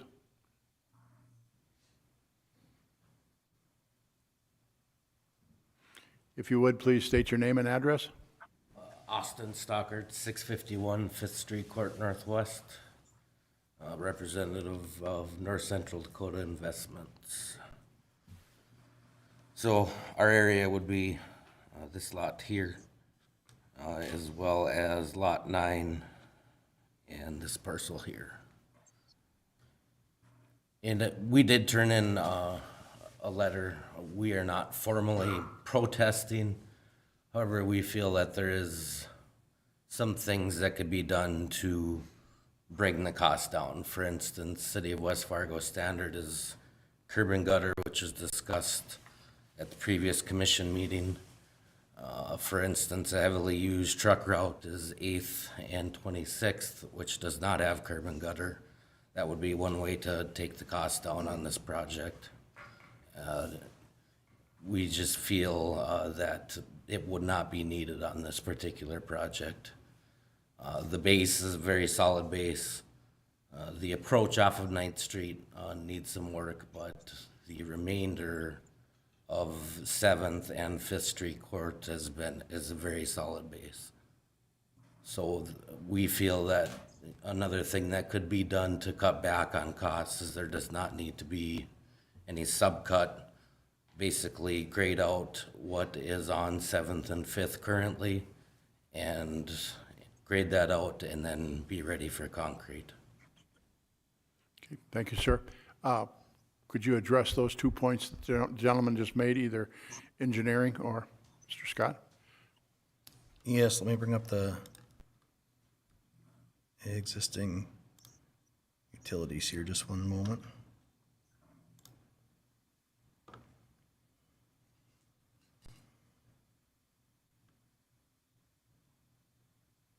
Dustin, do you have the utilities on this? You can bring up. So, but I don't know that we need them. Okay. I'll try it. Yeah, we did take a look at having either a curb and gutter or urban section or a rural section. We do have utilities that run up and east and west along the corridor. Along that the north side is there's a water main out there. We took a look, and with having a rural section, there wasn't enough depth on that. Now you can reinstall all new water main, that type of a thing, to get the depths that you need for it. But with the existing utilities, it was felt that the rural section with a ditch section wouldn't work. You could elevate the road and create swales off to the side to create an urban section by elevating the road further, but then you're bringing in more fill, making the project more costly in that respect. So we did take a look at some of those, a couple of those options. And what I would say as far as just grading the existing roadway and paving it, then the roadway would be coming up quite a bit. It has to also be able to work and shed water from the sides onto it to get into the storm sewer. For one thing, the other thing would be is that typically when you see existing gravel sections in roadways, they are as there's a couple different things why you typically don't just grade it out and pave it, for the fact that you see a lot of times when you see like a vehicle going down a road, there's a lot of dust going up in the air. That's all of your fines that are in your gravel section that are basically being lost to dust, and which you could also make the argument that that also increases the density of the road, but it doesn't create a very good mix in places, so you don't necessarily have where the wheel paths have been, they've been very compacted. Where their wheel paths are not, they're not as compacted. When you reconstruct a roadway and you subcut the existing base, you create the same level of compaction across the whole surface for the roadway to support it. The other thing is that a lot of times that you see, because of the freeze thaw, the mud, the rutting, things like that, a lot of times in those situations, and I don't know if that's the case for this road. I haven't been out there during a freeze thaw or not, but you can get some contamination from whatever the material is in the base that comes up into the aggregates. So that way it's not a blended base. One thing that we could do if we wanted to during design is we could hire a geotech firm to go out and do some cores along the roadway and give us a report on what they find. And they would drill some bores out there, so then we could see exactly what it consists of. And but before I would ever recommend that we would just blade something off and create the road surface over that, I would definitely want a geotech firm like Braun or Terracon to give us a recommendation on that. So with the conversations that we're having through these two property owners, would there be any consideration that you do it on 7th Avenue Northwest and do not go down into the 5th Street Court? We have the ability as a city to do whichever project that we want. The reason that we're doing the project as it has been proposed is it was, like I said earlier, it was triggered by the construction and the development of the stockyards. If the commission would just rather do only 7th Avenue, that could be an option. However, it would be, like Dustin said earlier, economies of scale. If we ever were going to make that cul-de-sac the material that we have as a standard for these areas, it's never going to be cheaper than it is with this project. And then the other thing is, we do have, I've been in conversations with somebody who wants to develop this property that I'm pointing out right here on the southwest side of the cul-de-sac. Currently, there is no storm sewer that is stubbed out to that parcel. Right now, it just sheds to an original grading plan showed that there was supposed to be a ditch in this neighborhood that does not exist. It just basically sheds out into the railroad property, and they would be creating some impervious surfaces, which they can create up to 70% impervious in this neighborhood without any modifications of retention. But right now, there is no ability to get the water shedding from that property into a storm sewer system. So we would, it would be hard for us to permit under existing current conditions, the development of this property without, and creating impervious surfaces without providing the ability to get it into our storm sewer system. But outside of that, the commission can choose what type of project scope we would like to do. If we wanted to not do that cul-de-sac, it would be up to your purview. Thank you. Commissioner Olson. Well, you kind of offered a great segue there by bringing up the storm sewer. So we do have storm sewer capabilities along 7th Avenue right now, even though it's a gravel road? The storm sewer already exists in that roadway, and the storm sewer grades to the west and goes out into the drain right now. We would be doing some slight modifications, some inlet leads, things of that nature, but we would be able to use the mainline storm sewer that is there today. I have a question. Just so I'm clear, with the majority of the stockyards, it's mainly one developer that wants to go in there, right, and develop that stockyards area? There is a development group of developers consisting, it's called G5. There's 5 different entities that are part of that development that have went together. And in the developers agreement for the stockyards, it actually did state that they would not protest out any improvements that we do to 7th Avenue Northwest. However, the gentleman that just said that he is representing these 3 properties right here that I believe are currently run by his operation.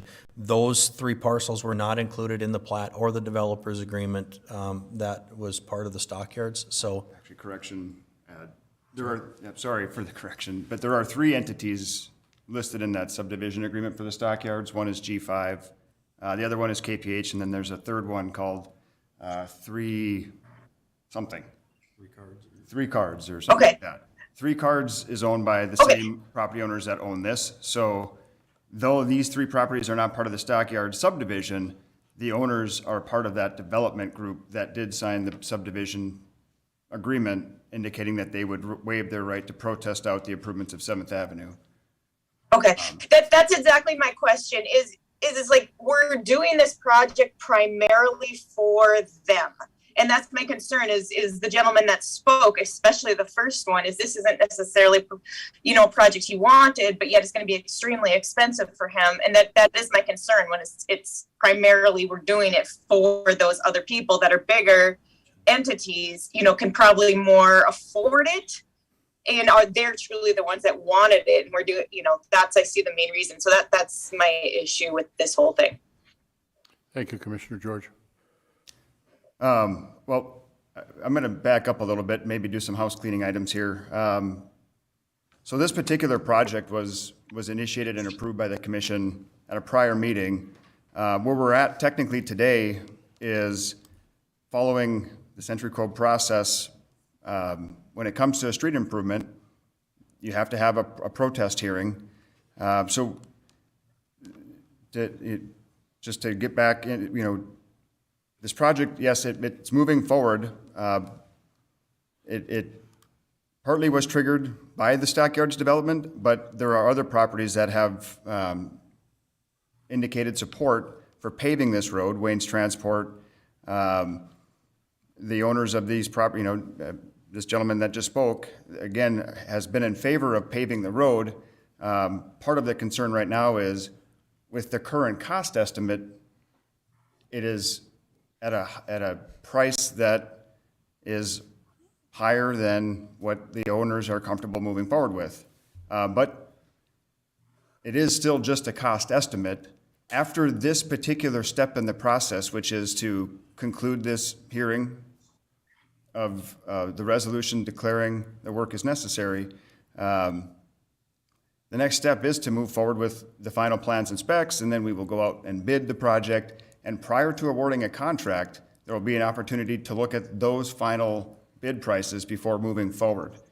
But in terms of just where we're at in the process, the commission directed us to authorized us to publish a resolution of necessity, declaring the work necessary, basically.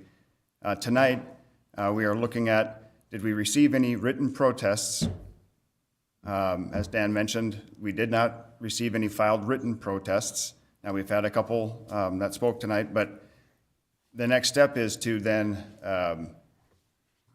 approve a resolution declaring that there were not sufficient protests, and then move forward to preparing the plans and specifications.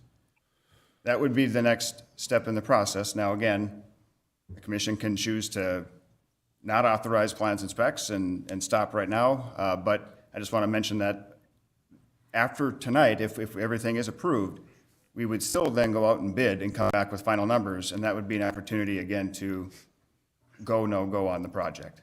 And in the meantime, as we prepare the plans and specs, Dan and his team will certainly look to engineering solutions to try to bring the costs down and those estimates down. Thank you. Yeah, I appreciate that. I just don't want to put one business out of business for the benefit of the others that probably could afford it. So thank you. So in the bid process, you could ask the bidders for an alternative, that one be 7th Avenue and an amended bid be the Fifth Street Court. Is that correct? You could split the work out, absolutely. Okay. All right. Is there anyone else from the public that would like to speak to this item? Would either of the other gentlemen, the two gentlemen that did speak, do you have anything additional that you'd like to offer? Sir. Commissioner President, I would just like to, yes, clarify that we are in favor of the project. We just want some things to be looked at, and as Mr. Hanson and Mr. Scott discussed, you know, through testing and things like that, to be able to find ways to possibly bring the cost down. But we are in absolute agreement, something needs to be done in that area. So. Oh, we certainly respect your concern about that. Thank you.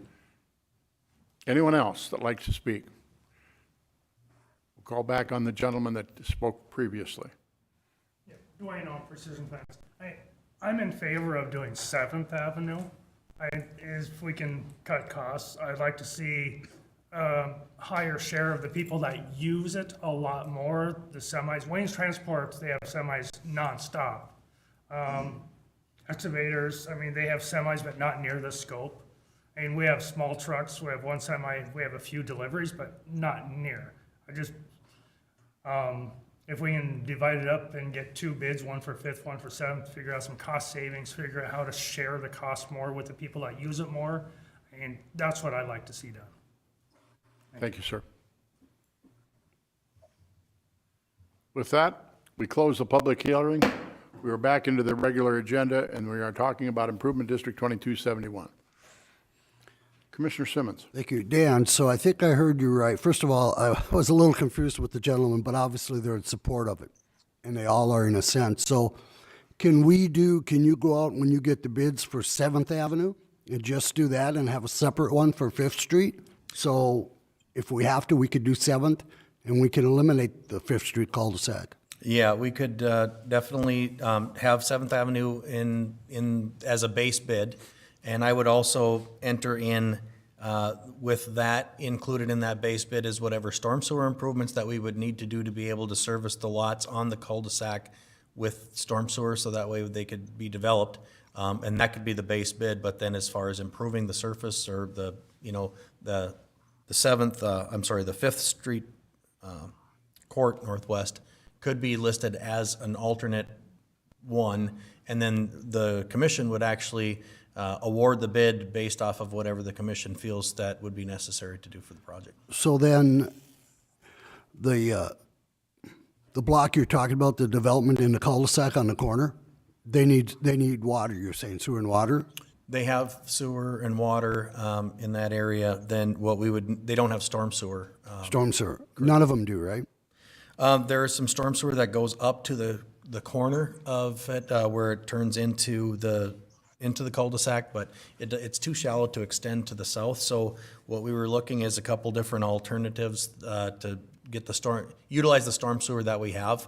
And we've been in communication with the people that want to develop that property, and actually listed out a couple of alternatives to them, and they picked their preferred alternative, which was the cheaper option, but still very acceptable to staff as far as being able to service that lot with that. So then when we go through this and you come back, do you know right now, you already know what the assessments are though for these properties, right? There was a feasibility study and engineer's report that we put together. I don't have it in front of me. I guess where I'm going with this is I don't think it's fair to charge the gentleman in the middle more than you're charging. I mean, I think it should be appropriate more to the lots and what it is, and I'm okay with it, but it seems like he is paying a lot. Well, I guess he's got 6 lots, doesn't he, there? I forget about that. Yeah, okay. And this roadway is deceivingly long. It doesn't look like a long roadway here, but we're talking about a half a mile of concrete roadway approximately. I mean, it's a substantially long roadway, and then when you take a look at that with the concrete section that we have in these industrial and commercial areas, it does become an expensive roadway to build.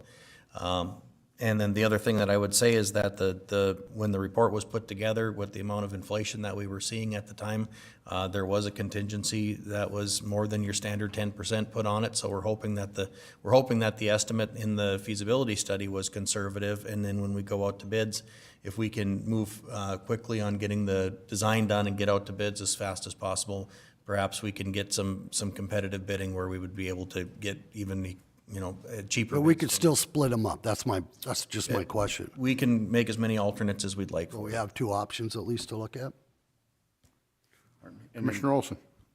We approved Improvement District 2271, which encompassed all the property to the south of 7th and the stuff going to the north.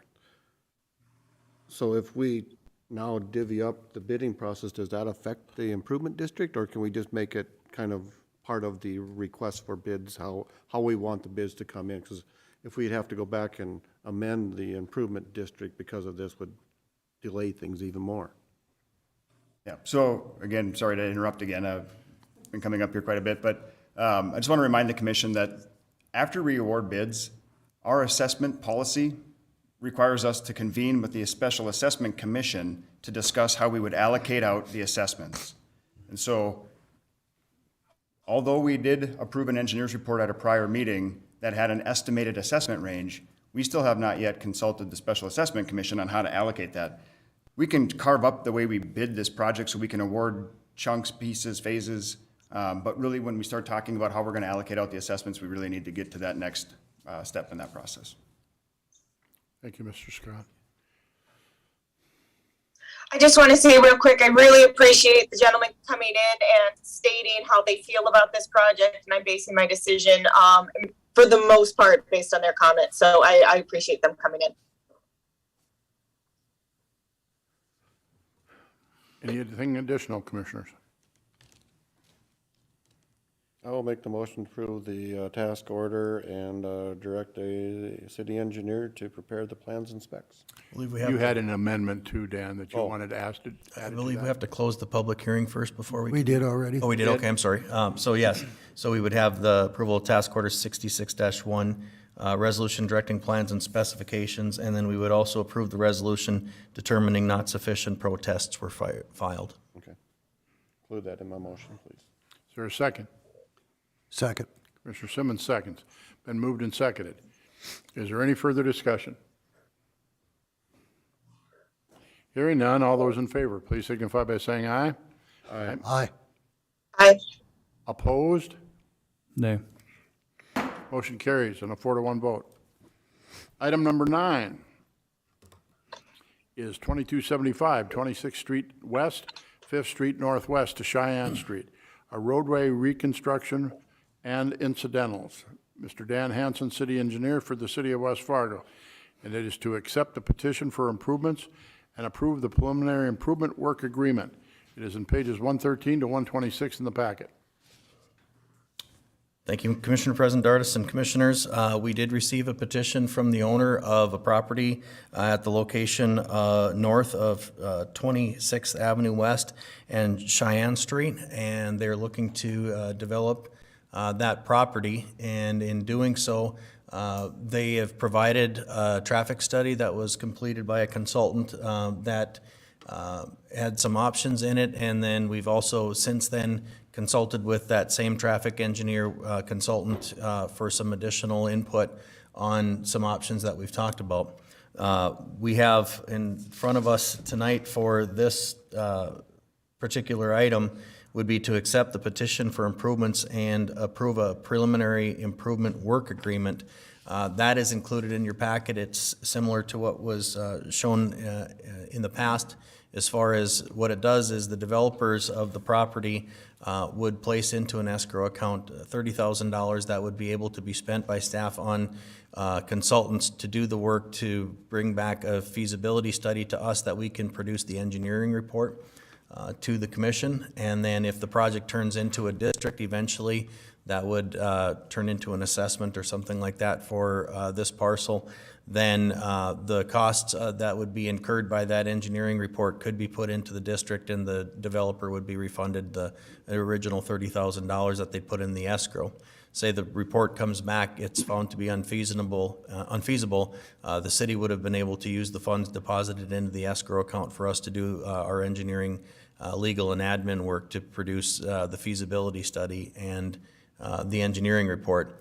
I've put up on the screen what was included with the petition. Staff has looked at this, and we do have some modifications that we would be making to this.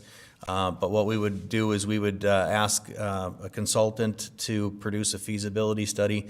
And what we're really looking to do is to provide additional capacity for 26th Avenue West to get people from the west to the east and onto Cheyenne. And in doing so, one of the things that is kind of more of an issue right now is the queuing of traffic at Cheyenne. Sometimes it goes further to the west than 5th Avenue, I'm sorry, 5th Street West that you see there. So, but what they're looking to do is to add 2 dedicated left turn lanes with additional queuing space for that, and to add a dedicated right turn lane, so that way if there's anybody that wants to turn right, they're not going to be stacked in front of people that want to take a left onto Cheyenne. The traffic study that was done, or the analysis that the consultant did state that this would improve the level of service of traffic to this roadway. The real problem in this entire roadway, for the most part, is in that morning peak hour traffic. There's about 20 minutes, according to the studies that have been done, where it really queues up, where people are trying to go to work. And what we see is typically people want to stay in that right left turn lane, so that way when they pull onto Cheyenne, they're already in the lane that they want to go onto the interstate from. By allowing additional queuing in that turning movement, we would be able to produce more traffic through that site. One thing that we have talked with the developers about is the controlled access at this intersection. The intent would be to design and install a full intersection at this intersection, where they would have cars and traffic being able to come off of their property and take a left or a right, full access onto 26th. The way that it would eventually be designed would be to be able to start at a 3/4 access that would not be installed, and then once we have some traffic patterns and we can take a look and see how this is working, it's potential that if there's accidents or things like that, 5 years later, we would need to come back and retrofit it back with a 3/4 access to at that intersection. However, we feel that with the level of service that the additional traffic is going to be able to be provided with the improvements that are with the double left turn lane, we're hopeful that we don't have to come back and have that 3/4 access, but we obviously don't remove the right to install it if in the future we find that traffic has made it definitely a problem. We know that right now the level of service on this roadway during the peak hours in the morning is already taxed. So we do feel, based off of the recommendations of the traffic engineer, that we would increase the level of service. However, with this development, we would also be adding traffic to that intersection. But with that, we would be comfortable in moving forward with accepting the petition, creating that, entering into that contract with the developer, so that way we would have the funds in an escrow account that we could use it to study what the feasibility would be of making these improvements. And with that, I would entertain any questions. Thank you, Mr. Hanson. Commissioner Olson. More of a comment. I have a hard time believing that there's only 20 minutes in the morning where there's excessive traffic. I would believe that somebody could be sitting in line for 20 minutes or more trying to get onto Cheyenne Street during that whole morning rush from 7 until 8:30, 9 o'clock. One suggestion I would throw out, I see it in all other metro areas, is they put up signs where there's no left turns during designated timeframes. And again, that's on the honor roll, on the honor system, but it does put up a little bit of, somebody trying to come out and get on 26th Avenue to get back onto Cheyenne Street, if there's no left turns between 7 and 9, hopefully that would put the onus on them not to try it, and that would cut down on accidents, because if we wait 5 years from now to put in to basically block it off like we did in Costco, well, then now that's going to be part of our cost, and we'd have to eat that, and when we could prevent that from happening by just putting in no left turns right now. My other comment is this seems really close to the intersection of Cheyenne Street to have a full access, and correct me if I'm wrong, we kind of we didn't allow that on 40th Avenue. So why would we allow something like that to happen so close to an intersection here when we didn't allow it somewhere else? That's a very good question there, Commissioner Olson. 40th is actually an arterial street where we have ordinance that states that you have 660-foot spacing from the intersection. In the other instance we had, their property wasn't even large enough to meet that standard. 26 is actually a collector street where we only have the 330-foot spacing. So basically where you see that access that is to the south already, that's from that multi-unit, multifamily exit, that would meet our 330-foot setback. So what the developer has petitioned does meet our ordinances for this, where that was not the case in the other situation. Thank you. Additional questions for Mr. Hanson? Please, Commissioner Simmons. I have one for Mr. Scott. Because this has been a couple of tough weeks, very tough weeks. I need you to explain to me how I have to tell Chi West that we can't do it for them, but we can do it here. Sure. I mean, I When don't. you say do it, what are we exactly referring to? We're referring to access just out on Chi West. They want that right in, right out on Cheyenne Street. Left in, left out. No, I'm not talking 40th. No, I'm talking the Cheyenne Street itself, right? Onto Cheyenne Street? They wanted always from the beginning. They had asked for a right in, out from Cheyenne Street. Southbound to right in. Southbound right in. Okay. That's what this is, and Well, Can I enter one thing? somebody could tell me what to tell her because One thing, this is the same thing. what I'll say is that the right-in, right-out that's shown on their petition is, we're not going to entertain that. When we do the report and their feasibility study, we are not going to be looking at the right-in off of Cheyenne. Oh, I thought this is what you're showing us. This is, This is what was petitioned for us, but we would just make mention that what they petitioned for it isn't necessarily what the final project is going to be. We're going to take a look. They requested that we have a flush median where we take out the actual median.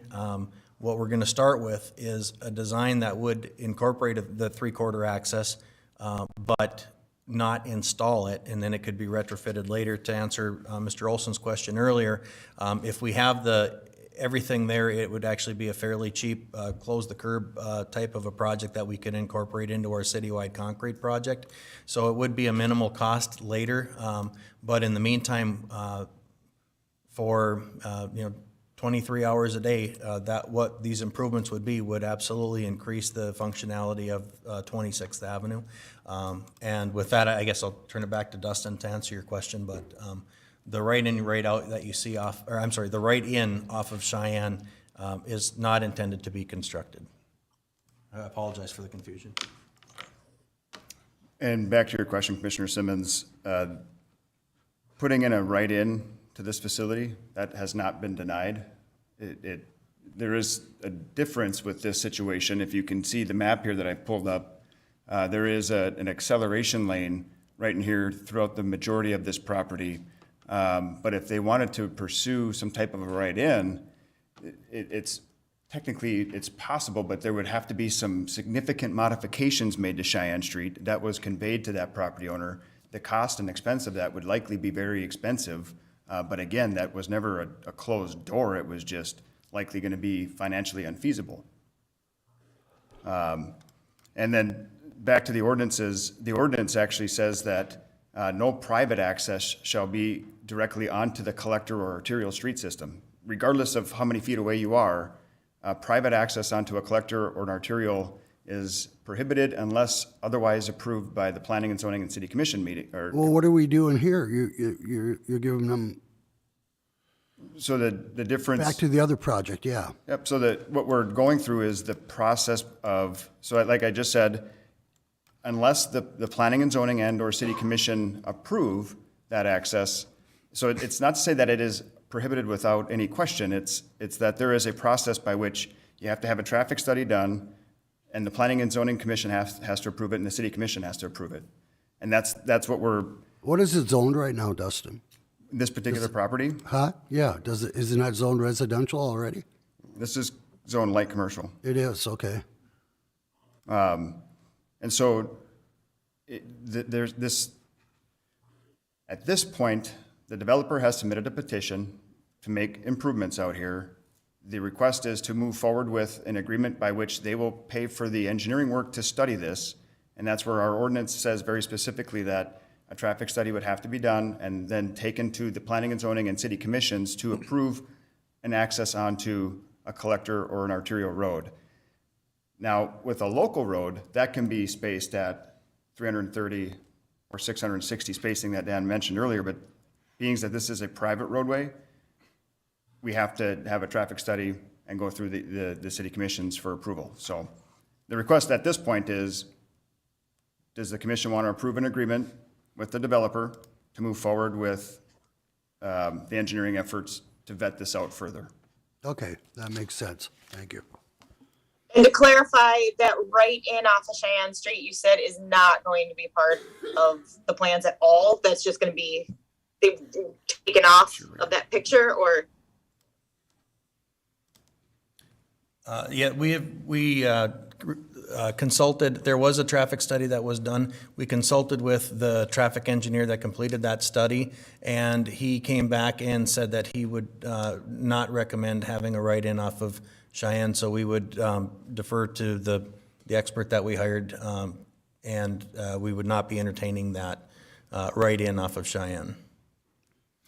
People that want to turn in off of Cheyenne are able to turn in off of Cheyenne onto 24th, and then the intent would be that they're going to be constructing a private roadway from 24th to 26th through this corridor right here. So in essence, that would be the right-in. However, it would just be an additional turning movement to go south through the center of that property to access the C-store that they're talking about constructing now.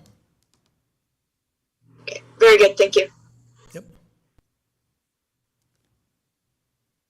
Commissioner Anderson. Yeah, my concerns are with what Commissioner Olson brought up with the median and potential future needing to adjust that. I do like the expansion though of 26th to handle. I know that there's a lot of traffic there, so I like that idea. And I think, I don't know, I'm interested to see how this goes. I couldn't hear him. I couldn't hear you. I'm sorry, Commissioner. What said I was interested to see how this goes down the road here. So my concerns were with the potential down the road, the median, thing we could do it over by Costco, but I think Mr. Hansen addressed those concerns for me. So I think so you're okay? Yeah. Okay, that's what. Yeah, no, all good. Okay, yeah, good. Okay. Any additional comments, questions, discussion? Again, the action that we're taking this evening is to accept the petition for improvements and approve the preliminary improvement work agreement.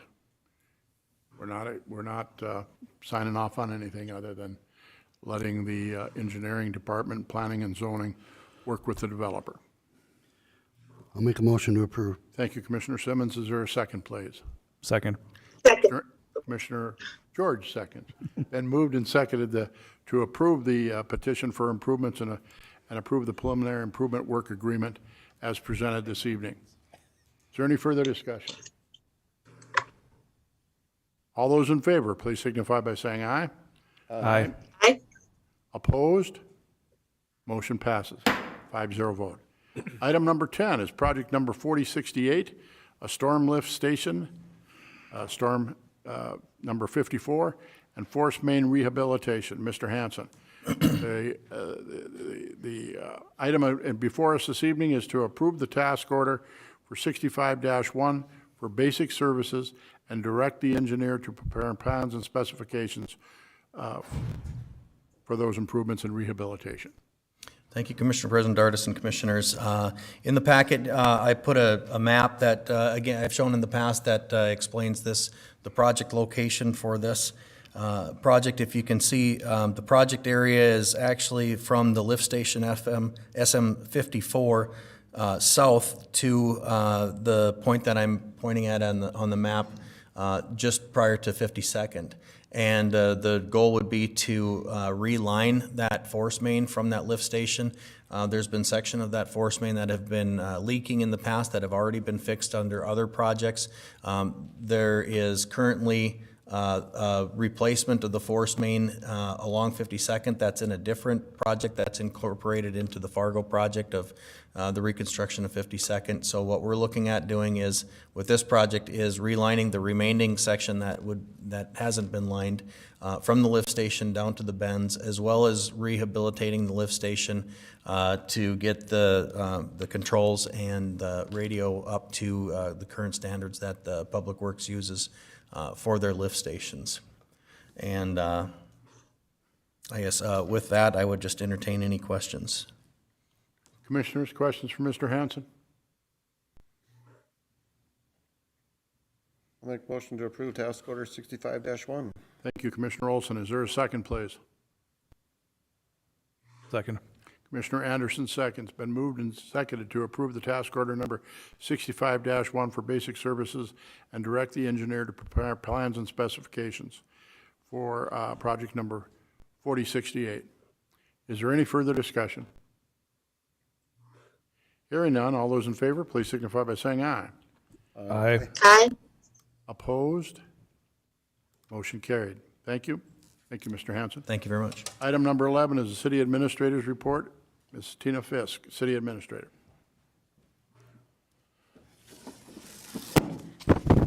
Good evening, Commission President and Commissioners. I'll make this quick.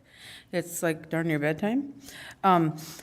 I wanted to just remind everybody that City Hall and other front-facing non-essential staff will be closed Friday, the 23rd, and Monday, the 26th, but because of the way the Christmas holiday falls on a Saturday, Sunday.